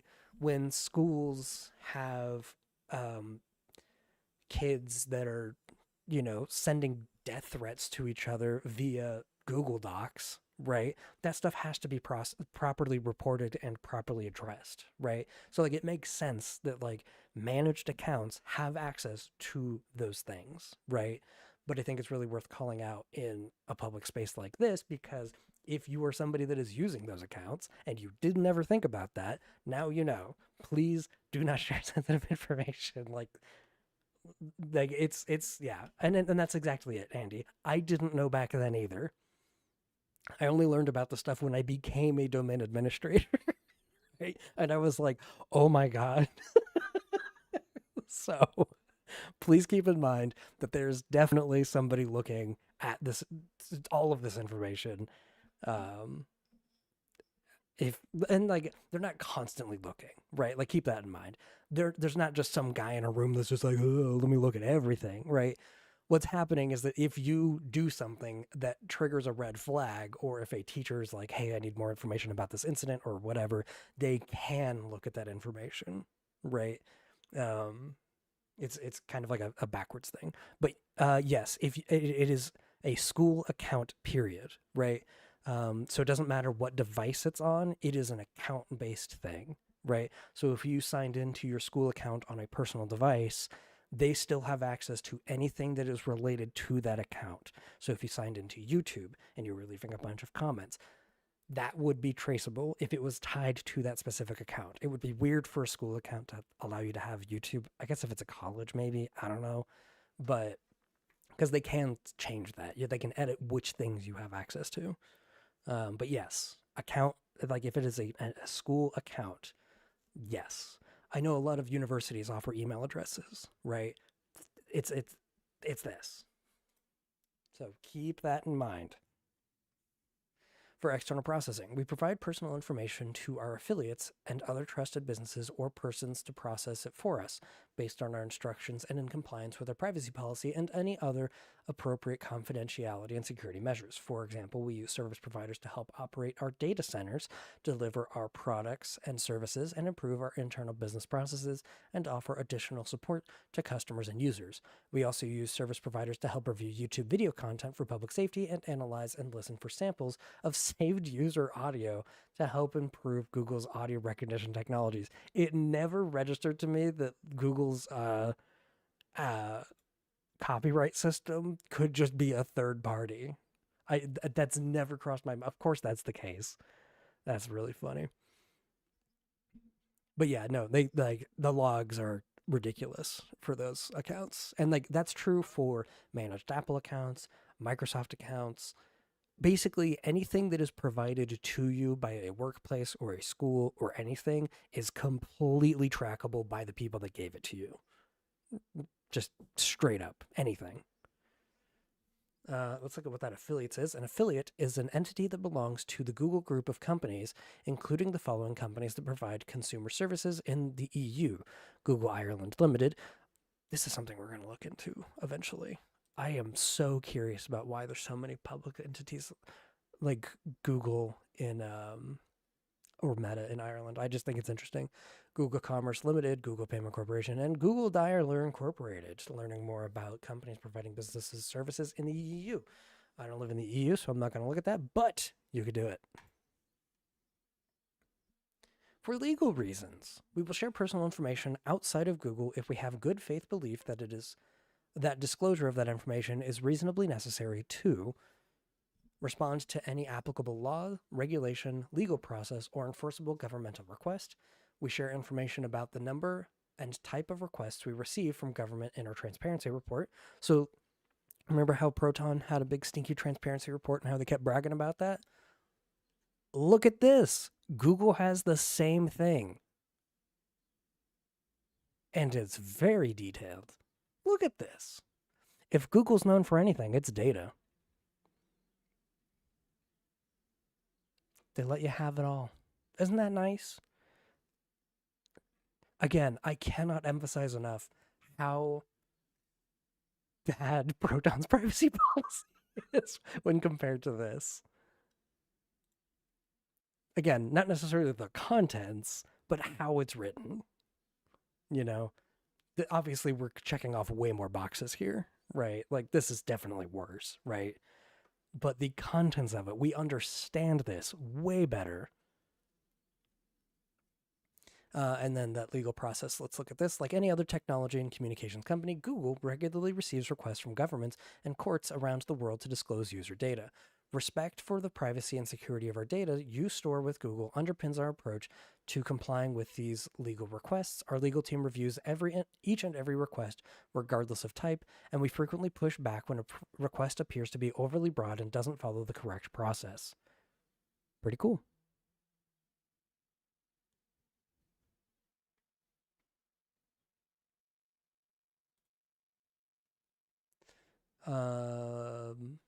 Enforceable application of terms of service, including investigation and potential violations, detect, prevent, and otherwise address fraud, security, or other technical issues, and protect against harm to the rights, property, or safety of Google, our users, or the public, and then our users, for example, to prevent abuse and increase transparency and accountability over our online content moderation practices.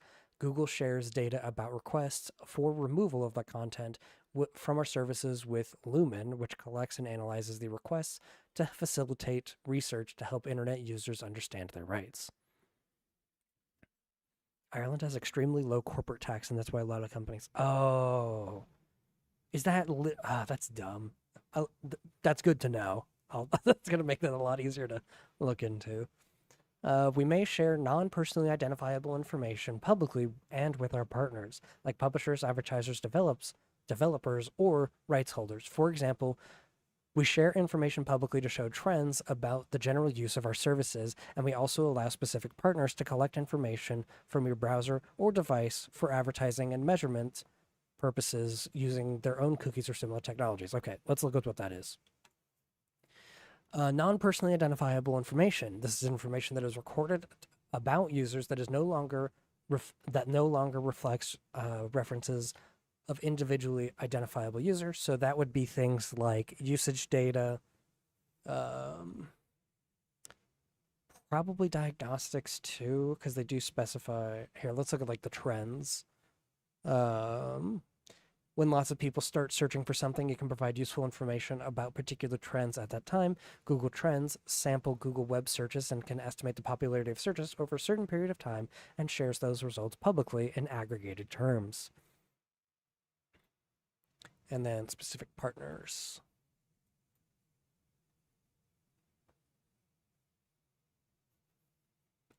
For example, we allow YouTube creators and advertisers to work with measurement companies to learn about the audience of their YouTube videos or ads using cookies or similar technologies.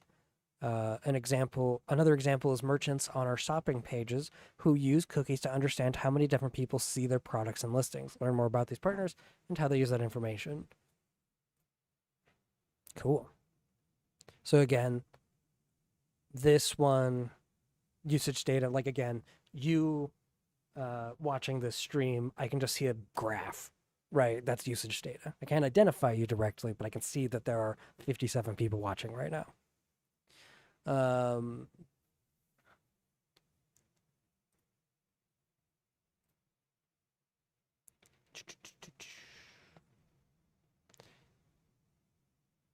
yeah, we'll probably have to mark off everything realistically because of the law stuff. As that's just how that works. But we'll get into the more specific. Um, I think here. I'm just gonna peek ahead a little bit. Yeah. Okay. Yeah. There's gonna be a more detailed example of the CCPA version is always the best one to look at to like properly fill this out. So we'll get there. For legal reasons. Here we go. Okay. If Google is involved in a merger, acquisition, I love that this one is not using that Amazon language of, um, oh, in the unlikely event which I cannot believe they did that. That's such a bold statement. If Google is involved in a merger, acquisition, or sale of assets, we'll continue to ensure the confidentiality of your personal information and give affected users notice before personal information is transferred or becomes subject to a different privacy policy. I like that. That's good. They'll give you a heads up. I like that. Keeping your information secure. This section matters a lot to me. Just so you're aware. Security matters a lot with privacy. We build security into our services and to protect your information. All Google products are built with strong security features that continuously protect your information. The insights we gain from maintaining our services help us detect and automatically block security threats from ever reaching you. If we do detect something risky that we think you should know about, we'll notify you and help guide you through the steps to better stay protected.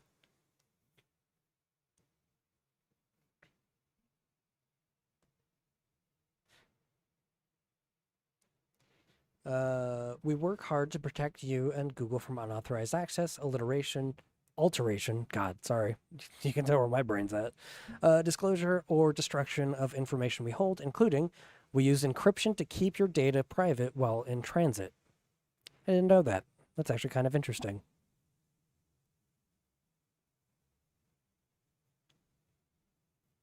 We offer a range of security features like safe browsing, security checkup, and two-step verification to protect your account.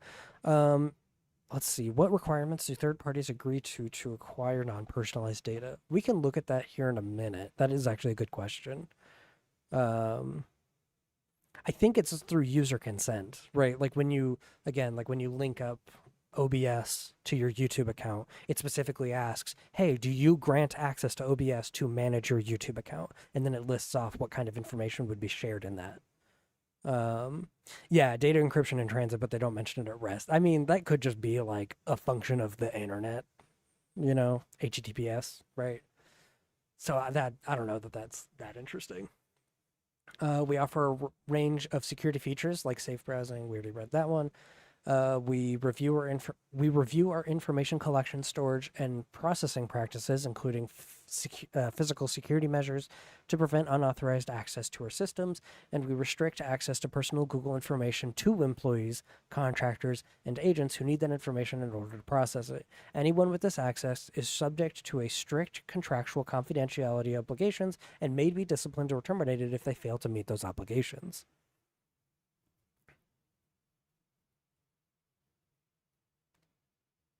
Oh, interesting. Oh, so what are the third parties required to consent to when they become an AdSense partner?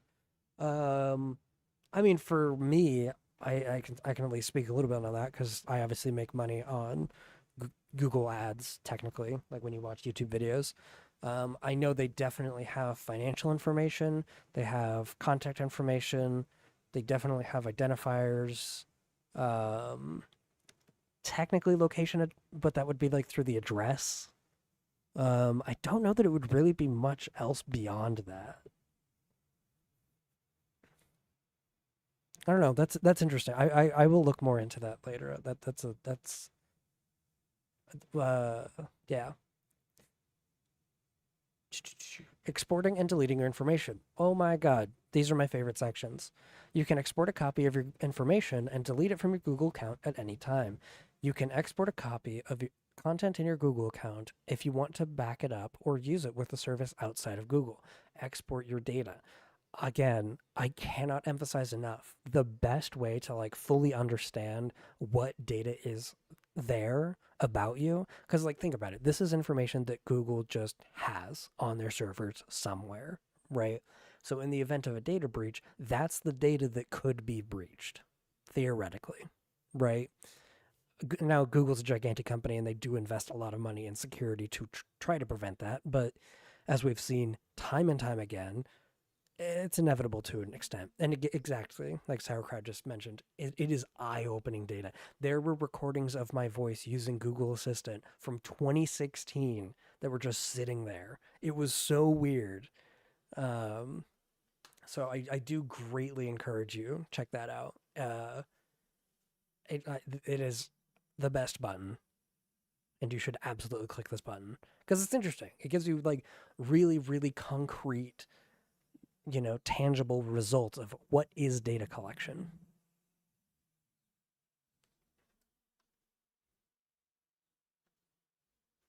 It does take a long time.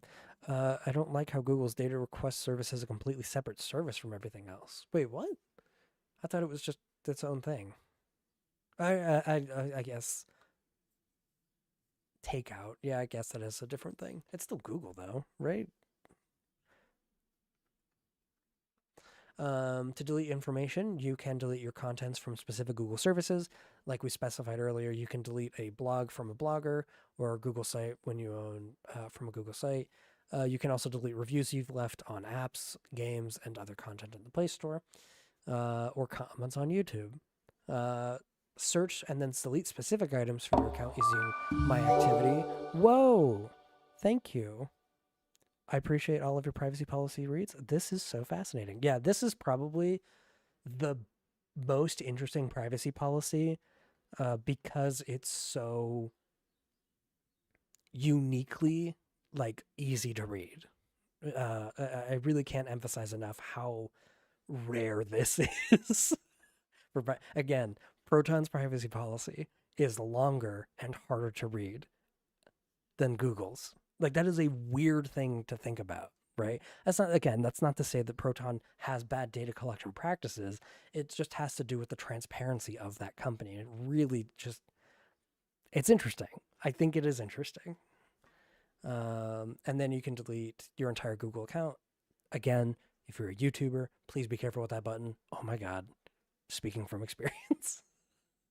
Retaining your information. We retain the data we collect for different periods of time depending on what it is and how we use it, and how you configure your settings. Some data you can delete whenever you like, such as your personal information or the content you create, upload, like photos and documents. You can also delete activity information saved in your account or choose to have it deleted automatically after a set period of time. That's cool. I like that. We'll keep this data in your Google account until you remove it or choose to have it removed. Other data is deleted or anonymized automatically after a set period of time, such as advertising data in server logs. Uh, is that that's a policy to advertising data? Oh, whole other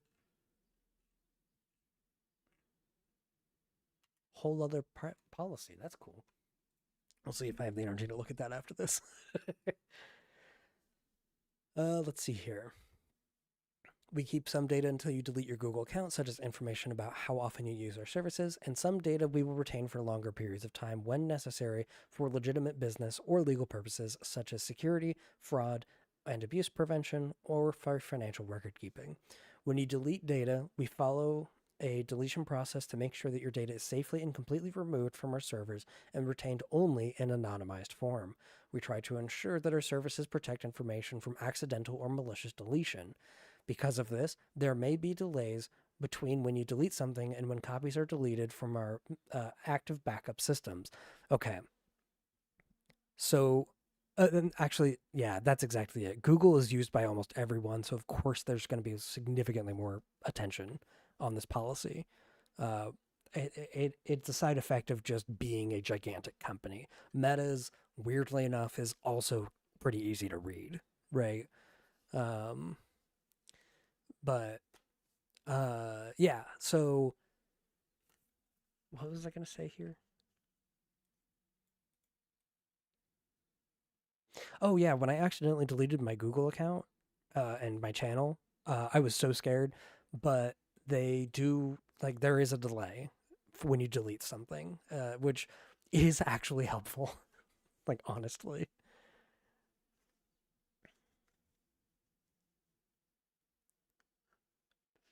you can read more about Google's data retention periods, including how long it takes us to delete your information. So they do actually give the periods of time. Uh, let's. Okay, here we go. For example, we anonymize advertising data and server logs by removing part of the IP address after 9 months and cookie information after 18 months. That's weird. Uh, such a weird example. Um, yeah, look at that. Cool. So they got a whole little document on that. That's nice. Again, we'll see if I have the energy to loop back to that at the end. Compliance and cooperation with regulators. We regularly review this privacy policy to make sure that we process your information in ways that comply with it. I did mention start page in my previous video, but just so everybody is aware that is watching, I will no longer be recommending or endorsing any products ever again. There was one company that took advantage of that previous video that I made and made an ad out of it, and I'm very upset about it. I should have seen it coming. It's public information. It's in their right to do it. But I just hate being associated with advertising, and now I have been shoved into one, and I hate that. Can't do anything about it, really. So yeah, just so everybody is aware, moving forward, period, I will not be endorsing services. If you want recommendations for products or services, go to the Reject Convenience forum. Those guys, like the community, is going to be your best bet. You can go to rejectconvenience.com/forum. Ask the guys in here. They are a fantastic community. They want to help you find the right service for you.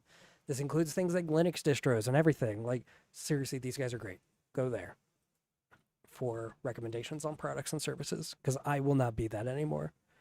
Like, I'm not giving companies that free advertising anymore. I don't want to be paid. I don't want to be an ad, period, right? That's all it boils down to. And I'm really, really annoyed about that whole that video. I'm honestly not that fond of, and that did not help. So, yeah. Let's go to the data transfers. We maintain servers around the world, and your information may be processed on servers located outside of the country where you live. Data protection laws vary among these countries, with some providing more protection than others. Regardless of where your information is processed, we apply the same protections described in this privacy policy. We also comply with certain legal frameworks relating to transfer of data.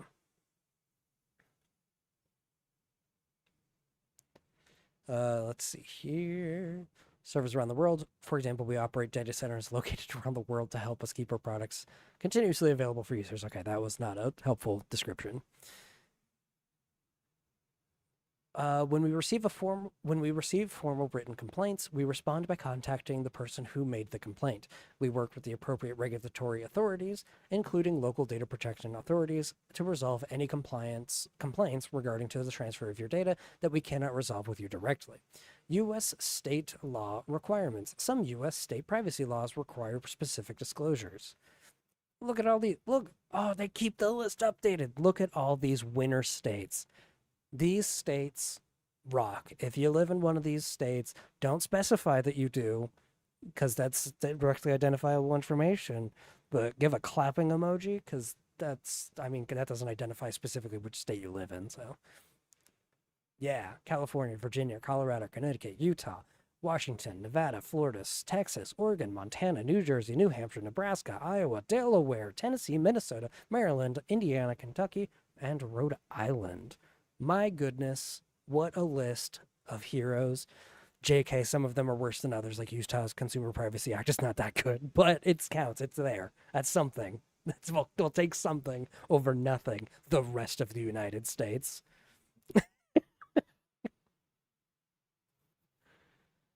Okay, this privacy policy is designed to help you understand how Google handles your information. We explain the categories of information Google collects and the sources of that information in Information Google Collects. We already read that.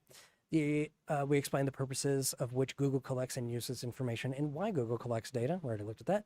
We explain when Google may disclose information and sharing information. Google does not sell your personal information. That may be surprising to you. Google also does not share your personal information, as is the term that is defined in the CCPA. Now, the reason that we marked off these ones was because it's information you can share. Isn't that interesting? Who expected that? For clarity, the CCPA has the most strict definition of the term sale in the United States. Somebody did ask me recently why I don't use the GDPR as the benchmark. The answer is I'm not well versed in that yet because I don't live there, and I'm getting there. I'm learning along with you guys. I promise. But yeah, Google does not sell your personal information. How about that? We also we explain how Google retains information in retaining your information. You can also learn about how Google anonymizes data. Uh, that's a great point, Mint. That is a great point. That's the same thing that happened with Amazon, right? They don't need to sell it because they have all of it. They are an advertising company. They are the source of the data, right? Like they don't need to sell it.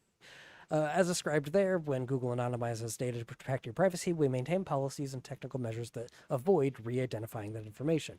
U.S. state privacy laws also provide the right to request information about how Google collects, uses, and discloses your information, and they give you the right to access your information, and sometimes in a portable format, correct your information, and to request that Google delete that information. Many of these laws also provide the right to opt out of certain forms of profiling and targeted advertising. They also provide the right not to discriminate against or for exercising these privacy rights. Additionally, the CCPA treats certain kinds of information like health data as sensitive, and when users provide this information, Google only uses it for purposes permitted by the CCPA, like to provide services that are requested by and expected by our users. So like a smartwatch. Makes sense. Yeah, we'll get to the sharing thing here in a minute. It's described below. Uh, the Washington My Health Data Act, banger, by the way, and the Nevada Senate Bill 370 provide specific rights in addition to those that above that apply to health information. When you provide health information subject to these laws, Google processes with your consent, which you may withdraw and otherwise permitted or is otherwise permitted by these laws.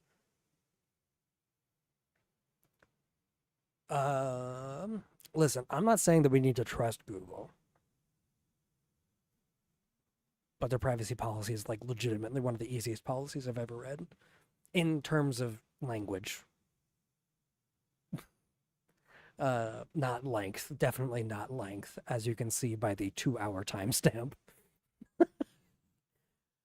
We describe the choices that you have to manage your privacy across Google services and your privacy controls. These tools allow you to access, review, update, and delete your information, as well as export and download a copy of it. You may also control what information we use to show you ads. Turn off personalized ads by visiting My Ad Center. When you use these tools, we'll validate your request by verifying that you're signed into your Google account. If you have questions or requests related to your rights under U.S. state privacy laws, you or an authorized agent can contact Google. If you disagree with the decision of your request, you can ask Google to reconsider it by responding to our email. We provide more information on Google's handling of CCPA requests. Some U.S. state privacy laws also require a description of data practices in specific categories. This is what we were looking for. This table uses these categories to organize them in information in this privacy policy. So identifiers, so this is information that is collected. Now, again, we've marked everything as collected, so this isn't going to reveal anything that new, but let's go through it anyway. Identifiers and similar information, such as your name, password, phone number, an address, as well as unique identifiers tied to the browser, application, device you're using. Some Google services like YouTube Studio provide the option to submit a valid ID, such as a passport or driver's license, to verify your identity to use additional features. That is true. I did have to give Google my identification because I'm a YouTuber. Had to do it. Uh,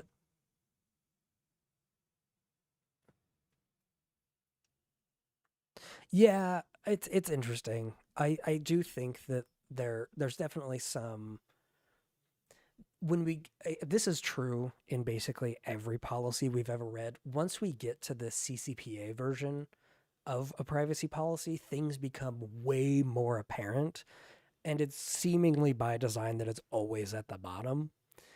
I, that said, with the information that was collected here, there's no surprises in here. We did read about all of this previously in the stream. Um, Demographic information such as your age, gender, language, like they mentioned that stuff earlier, right? To use optional features like YouTube creator demographics, you can also provide additional information like your gender identity or race and ethnicity. So that one was one that like we didn't actually directly know, but we were inferred it by other sources. So commercial information such as your payment information and history of purchases. So we got those two right there. Biometric information if you choose to provide it, such as fingerprints in Google's product development studies. So that was the one that was really going to lean into the health one that I mentioned earlier, way earlier. Um, internet or network internet network and other activity information such as your search terms, got that, views and interactions with content and ads, usage data, um, Chrome browsing history you've synced with your Google account, information about the interactions with your apps, browsers, or devices, like your IP address, crash reports, and system activity. So again, usage data and diagnostics, and activity on third-party sites and apps that use our services. You can review and control your activity stored in your Google account in that little link there. We got geolocation data, this such as determined by GPS, IP address, and others from sensors around, on or around your device. So like tracking thingies. I know the biometric thing. It's so vague, and it's like the only time they mention it. It's so weird. We do get health information more specifically later, but yeah, that I don't know what that means, but it's there. We count it. Um, Depending on these settings, this may include precise location data, for example, GPS data for Android features like navigation or finding your phone. So it's the finding your phone that like gets super precise, as we can see here. Whoops, didn't mean to do that. Oh my god. Good thing this privacy policy is so long. Definitely makes it easy to find where we were. There we go. Audio, electronic, visual, and similar information, such as voice and audio information. This one's interesting. For example, you can choose. So, yeah, we read this one earlier, but basically, when you train your Google Home or whatever, Google Assistant, to recognize your voice, they store that recording. When you request your data, that recording is there. It's crazy. Communications data, such as emails, if you use our services to send or receive messages. We already looked at that definition as well. Health information, if you choose to provide it, such as your medical history, vital signs, and health metrics like blood glucose levels, and other similar information related to your physical or mental health in the course of using Google services that offer related features, such as Google Health Studies app, Fitbit, or Pixel devices. So, like, there was a Pixel device that had a heart rate sensor on it, if I'm not mistaken. Or maybe that was a Samsung phone? I don't remember. Um, Similar information related to your health. If you use fitness products and apps we offer, such as Fitbit, Pixel Watch, Nest, or Google Fit, what the heck is Nest? What? I thought whatever. Uh, like your height and weight, we also collect information from these apps and devices, such as your sleep patterns, heart rate, skin temperature, calories burned, and step taken. So again, health data definitely is optionally collected, but again, worst case scenario. So definitely counting it. Professional, employment, and education information, such as information you provide that is maintained through an organization using Google services which you study or work. So again, that one's just universal. And then, as if you like, have an account provided to you. And then other information you create or provide, such as the content you create, upload, or receive, like photos, videos, or emails, docs, and spreadsheets. Google Dashboards allows you to manage information associated with specific products and inferences drawn from you from above, like your ad interest categories. And we can actually see what those categories are. Apparently, I don't know where it went.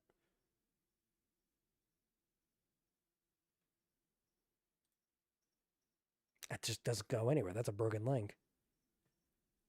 Oh, it's because I'm not signed into an account. That makes sense. I do use Linux. This is Linux Mint. Oh yeah, sorry. I'm really bad about like re-answering the same question over and over. This will be fun for the people to watch later, huh?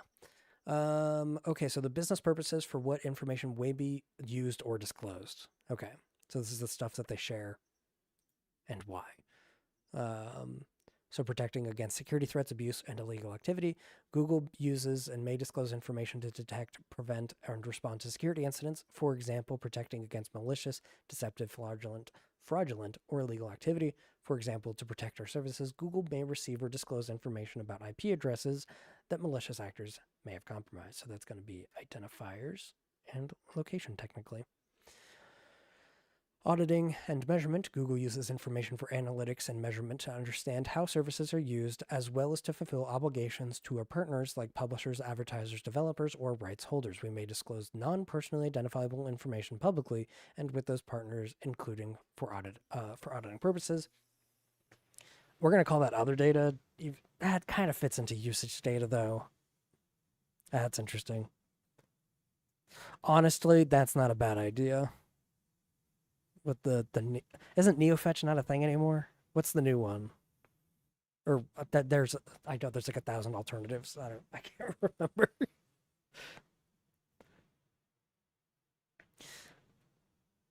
Fast fetch, thank you. Yep. Oh, we got some Linux nerds in the chat. I love you guys.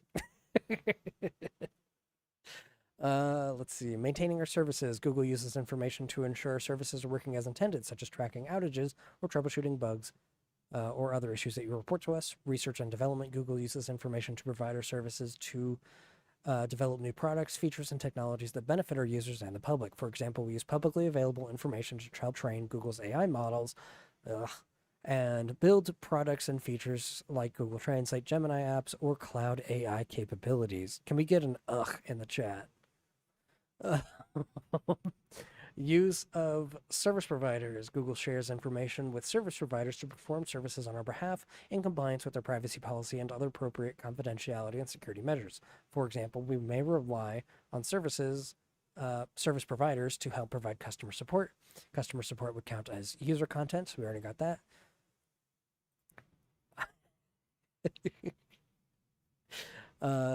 Advertising. Google processes information to provide you advertising, including online identifiers, browsing, and search activity. Okay. And information about your location and interactions with advertisements. This keeps Google services and many of the websites you use free of charge. You can control which information is in there. We use to show you ads by visiting your ad center. So that's, they process it for advertising, but then this just gets chunked into categories. So I don't know if that counts as shared. I don't think I'm going to count it because it's processed. Yeah, make sure you censor Windows in the chat, please. I'm just kidding.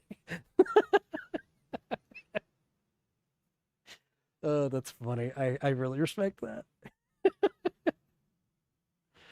And then legal reasons. Google also uses information to satisfy applicable laws or regulations. And discloses information in response to legal process or enforceable government requests, including law enforcement. We provide information about the number of types of requests in our transparency report. Cool that they have that.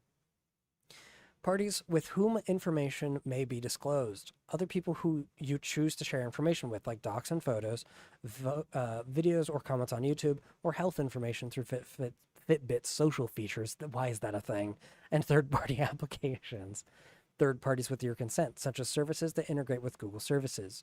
You can review and manage third-party apps with access to your data in your Google account. See more about when Google shares your information. Service providers, trusted businesses, or persons that process information on Google's behalf based on our instructions and in compliance with our privacy policy and any other appropriate confidentiality and security measures. Domain administrators. This is like a workplace. or a school that gave you a Google account. If you work or study at an organization that uses Google services. Exactly. Law enforcement or other third parties, the legal reasons described in sharing information. Okay. Do we have anything new to mark off there? Not really. I do want to have a quick peek at that. Okay, yeah, no. That's something we already looked at. Okay. About this policy, when this policy applies to all of the services offered by Google LLC and its affiliates, including YouTube, Android, and services offered on third-party sites such as advertising services. This privacy policy does not apply to services that have separate privacy policies that do not incorporate into this privacy policy. Yeah, we already saw that. This privacy policy does not apply to the information practices of other companies or organizations that advertise their services, or services that offered by other company or individual, including products or sites they offer that may use Google services to which the privacy policy applies, or products or sites displayed to you in search results or linked from our services. Changes to this policy. We change this privacy policy from time to time, as we saw. We will not reduce your rights under this privacy policy without your explicit. We will not reduce your rights under this privacy policy without your explicit consent. Interesting. We will always indicate the date of the last changes were published, and we offer access to archived versions for your review. Again, if you missed the beginning of the stream, those archived versions also include comparisons. So you can see every single thing that changed it at a glance, which is amazing. Who does that? That's so cool. Like, unironically, that is an amazing thing that every company needs to do. That should be regulatory side. Like, this needs to happen with every privacy policy. I love this. Sorry. I love a transparent privacy policy. If changes are significant, we'll provide a more prominent notice, including for certain services, email notification of privacy policy changes. And then these are the related privacy policy practices. These are the specific Google services. The following privacy notices provide additional information to some Google services, such as payments, Fiber, Gemini apps, Google Fi, Google Workspace for Education, Read Along, YouTube Kids, Google accounts managed with Family Link or children under 13, Family Link for privacy guide, and video and audio collection for children on the Google Assistant. Of course, that's a thing. If you're a member of an organization that uses Google Workspace or Google Cloud Platform, learn how these services collect and use your personal information from the Google Cloud Privacy Notice. Other useful resources. So we're not going to look at all of these because most people do not use those services.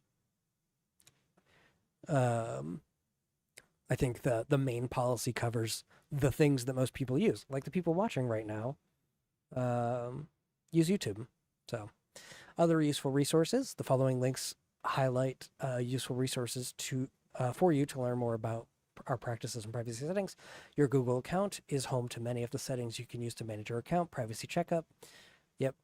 So these are all just the helpful little things.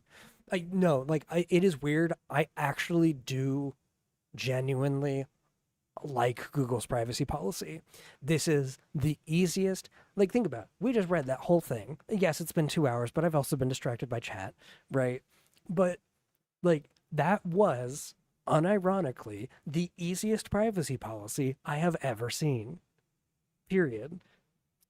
Maybe the exception would be Signal just due to how short that one is. But, like, honestly, this is one of the best privacy policies out there, and it should be a standard for other privacy policies. Truly. I actually, unironically, like this one. So, I do not like the content within it. Right, exactly. Like, this sucks. I hate this. But it is easy to read, and I very much appreciate that. And I think that if other companies did that, people wouldn't be so hesitant to just click agree and not read it, right? Like this one, I know none of, I mean, I certainly hadn't read it before I started this channel, right? But like truly, like this was not that bad. So those of you that were here the whole time, Sauerkraut, I know you were here the entire time, not that bad, right? Right? Am I crazy? Am I like losing my marbles? Again, definitely not the content. They collect a lot of data. Like no way. Like they definitely collect a lot of data. And that's the thing. Google actually gives you the tools and resources to delete things that you don't want them to have. They actually have the controls. And again, a lot of that has to do with a lot of policy pressure on them, right? Um, I still would not have the energy to read all of that. That's, you know what? Valid. You know what? That's valid. But it is exactly. It is way less legalese than I was expecting. Exactly. It is human language. I genuinely love that. It's totally possible to do it, and I wish more companies did it.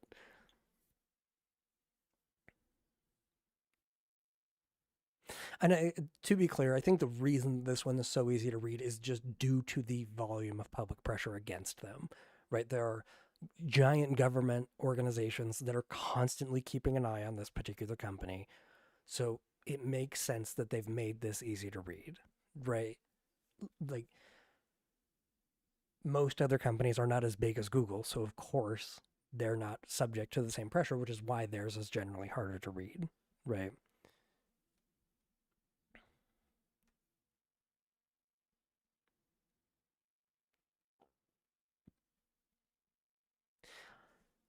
Yeah, it's interesting the not deleting of information. I don't know. I really can't emphasize enough. Like the there I made a video about that um somewhere. There's the button. Bu- bu- bu- bu- bu- which video? This video. What if you can't reject convenience? Um, that video I think really goes over kind of like the look. I think it's fine if you don't trust them. I understand that this company has been really dumb about a lot of things. I'm not even going to pretend like that's not real, right? Um, but if you never read the policy, how can you know what, like that baseline of trust even is, right? Uh, Moomin, technically, LinkedIn did just lie in their privacy policy recently. It was crazy. So it definitely happens, right? Like I do not want to discredit that, right? Um, but it's but we have to assume that like they're trying to tell like that's the thing, right? Like I don't want to feel like everybody is after me all of the time because that's exhausting, right? So I choose to trust what's in here for my mental sanity. But yeah, no, that's the LinkedIn thing. Oh my God, that was insanity. And of course it was Microsoft. Microsoft has been doing that forever. Actually, hang on, that might be in the cookies video. That video, I had so much fun with that. Um, if you haven't seen the cookies video, you should, first off. Wow, no. What? There's no description. What are you talking about? Guys, come on. What am I? AI trainer? Ew. Ugh. Gross. Okay, so I think it's in the research.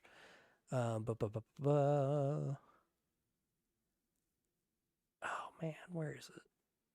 CERN, Worldwide Proposal, Tim Jackson. Uh,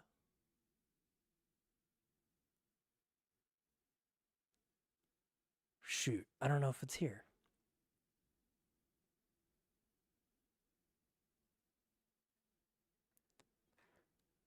Oh well, the so it's because I'm using a VPN.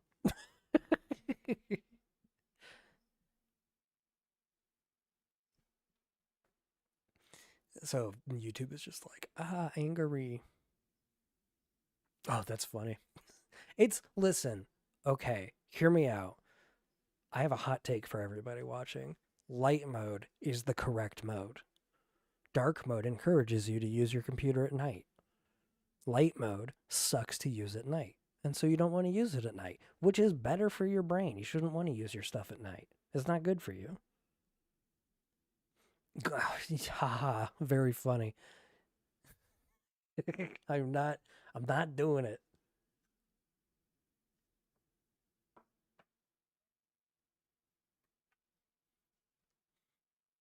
I pay. That's valid. That's valid.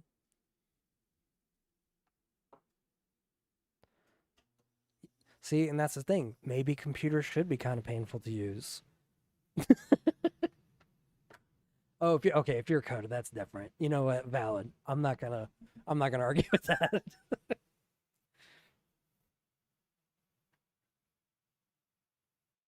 I could have sworn I had this whole thing with the MSN linked in here, but oh well. Basically, back in the 90s, Microsoft got in a ton of trouble because they were downloading and retaining information about the applications that were installed on people's computers, and they were using MSN to do it. It was like 1993 or something like that. Like it was crazy early. And so it's like Microsoft has always been doing that. Like that was similar to the LinkedIn thing. And LinkedIn is owned by who? Microsoft. So it's like it's not that unusual as far as I'm concerned for them to just suck. Microsoft has always sucked. If you want a fun article to look at, look into was it the Halloween documents? That's a good one. Uh, Bill Gates has always been terrible. There's no other way to put it.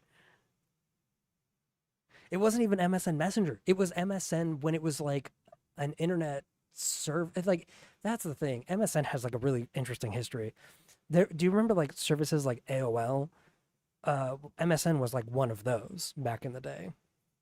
Um, so yeah, it's all very interesting stuff. I think it's never ending.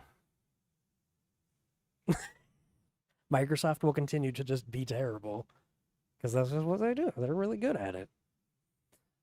Okay, I am gonna jet. Thank you for stopping by, everybody. Um, that was very fun. I am going to try to do these once per week. Next week, we'll look at a different privacy policy. I have not planned ahead what that is yet. It's probably going to be something related to the Proton video because I forgot to record all of those. So, yeah. Mac OS is up to 15%. That's crazy. Okay, anyway, sorry. Yeah. Um,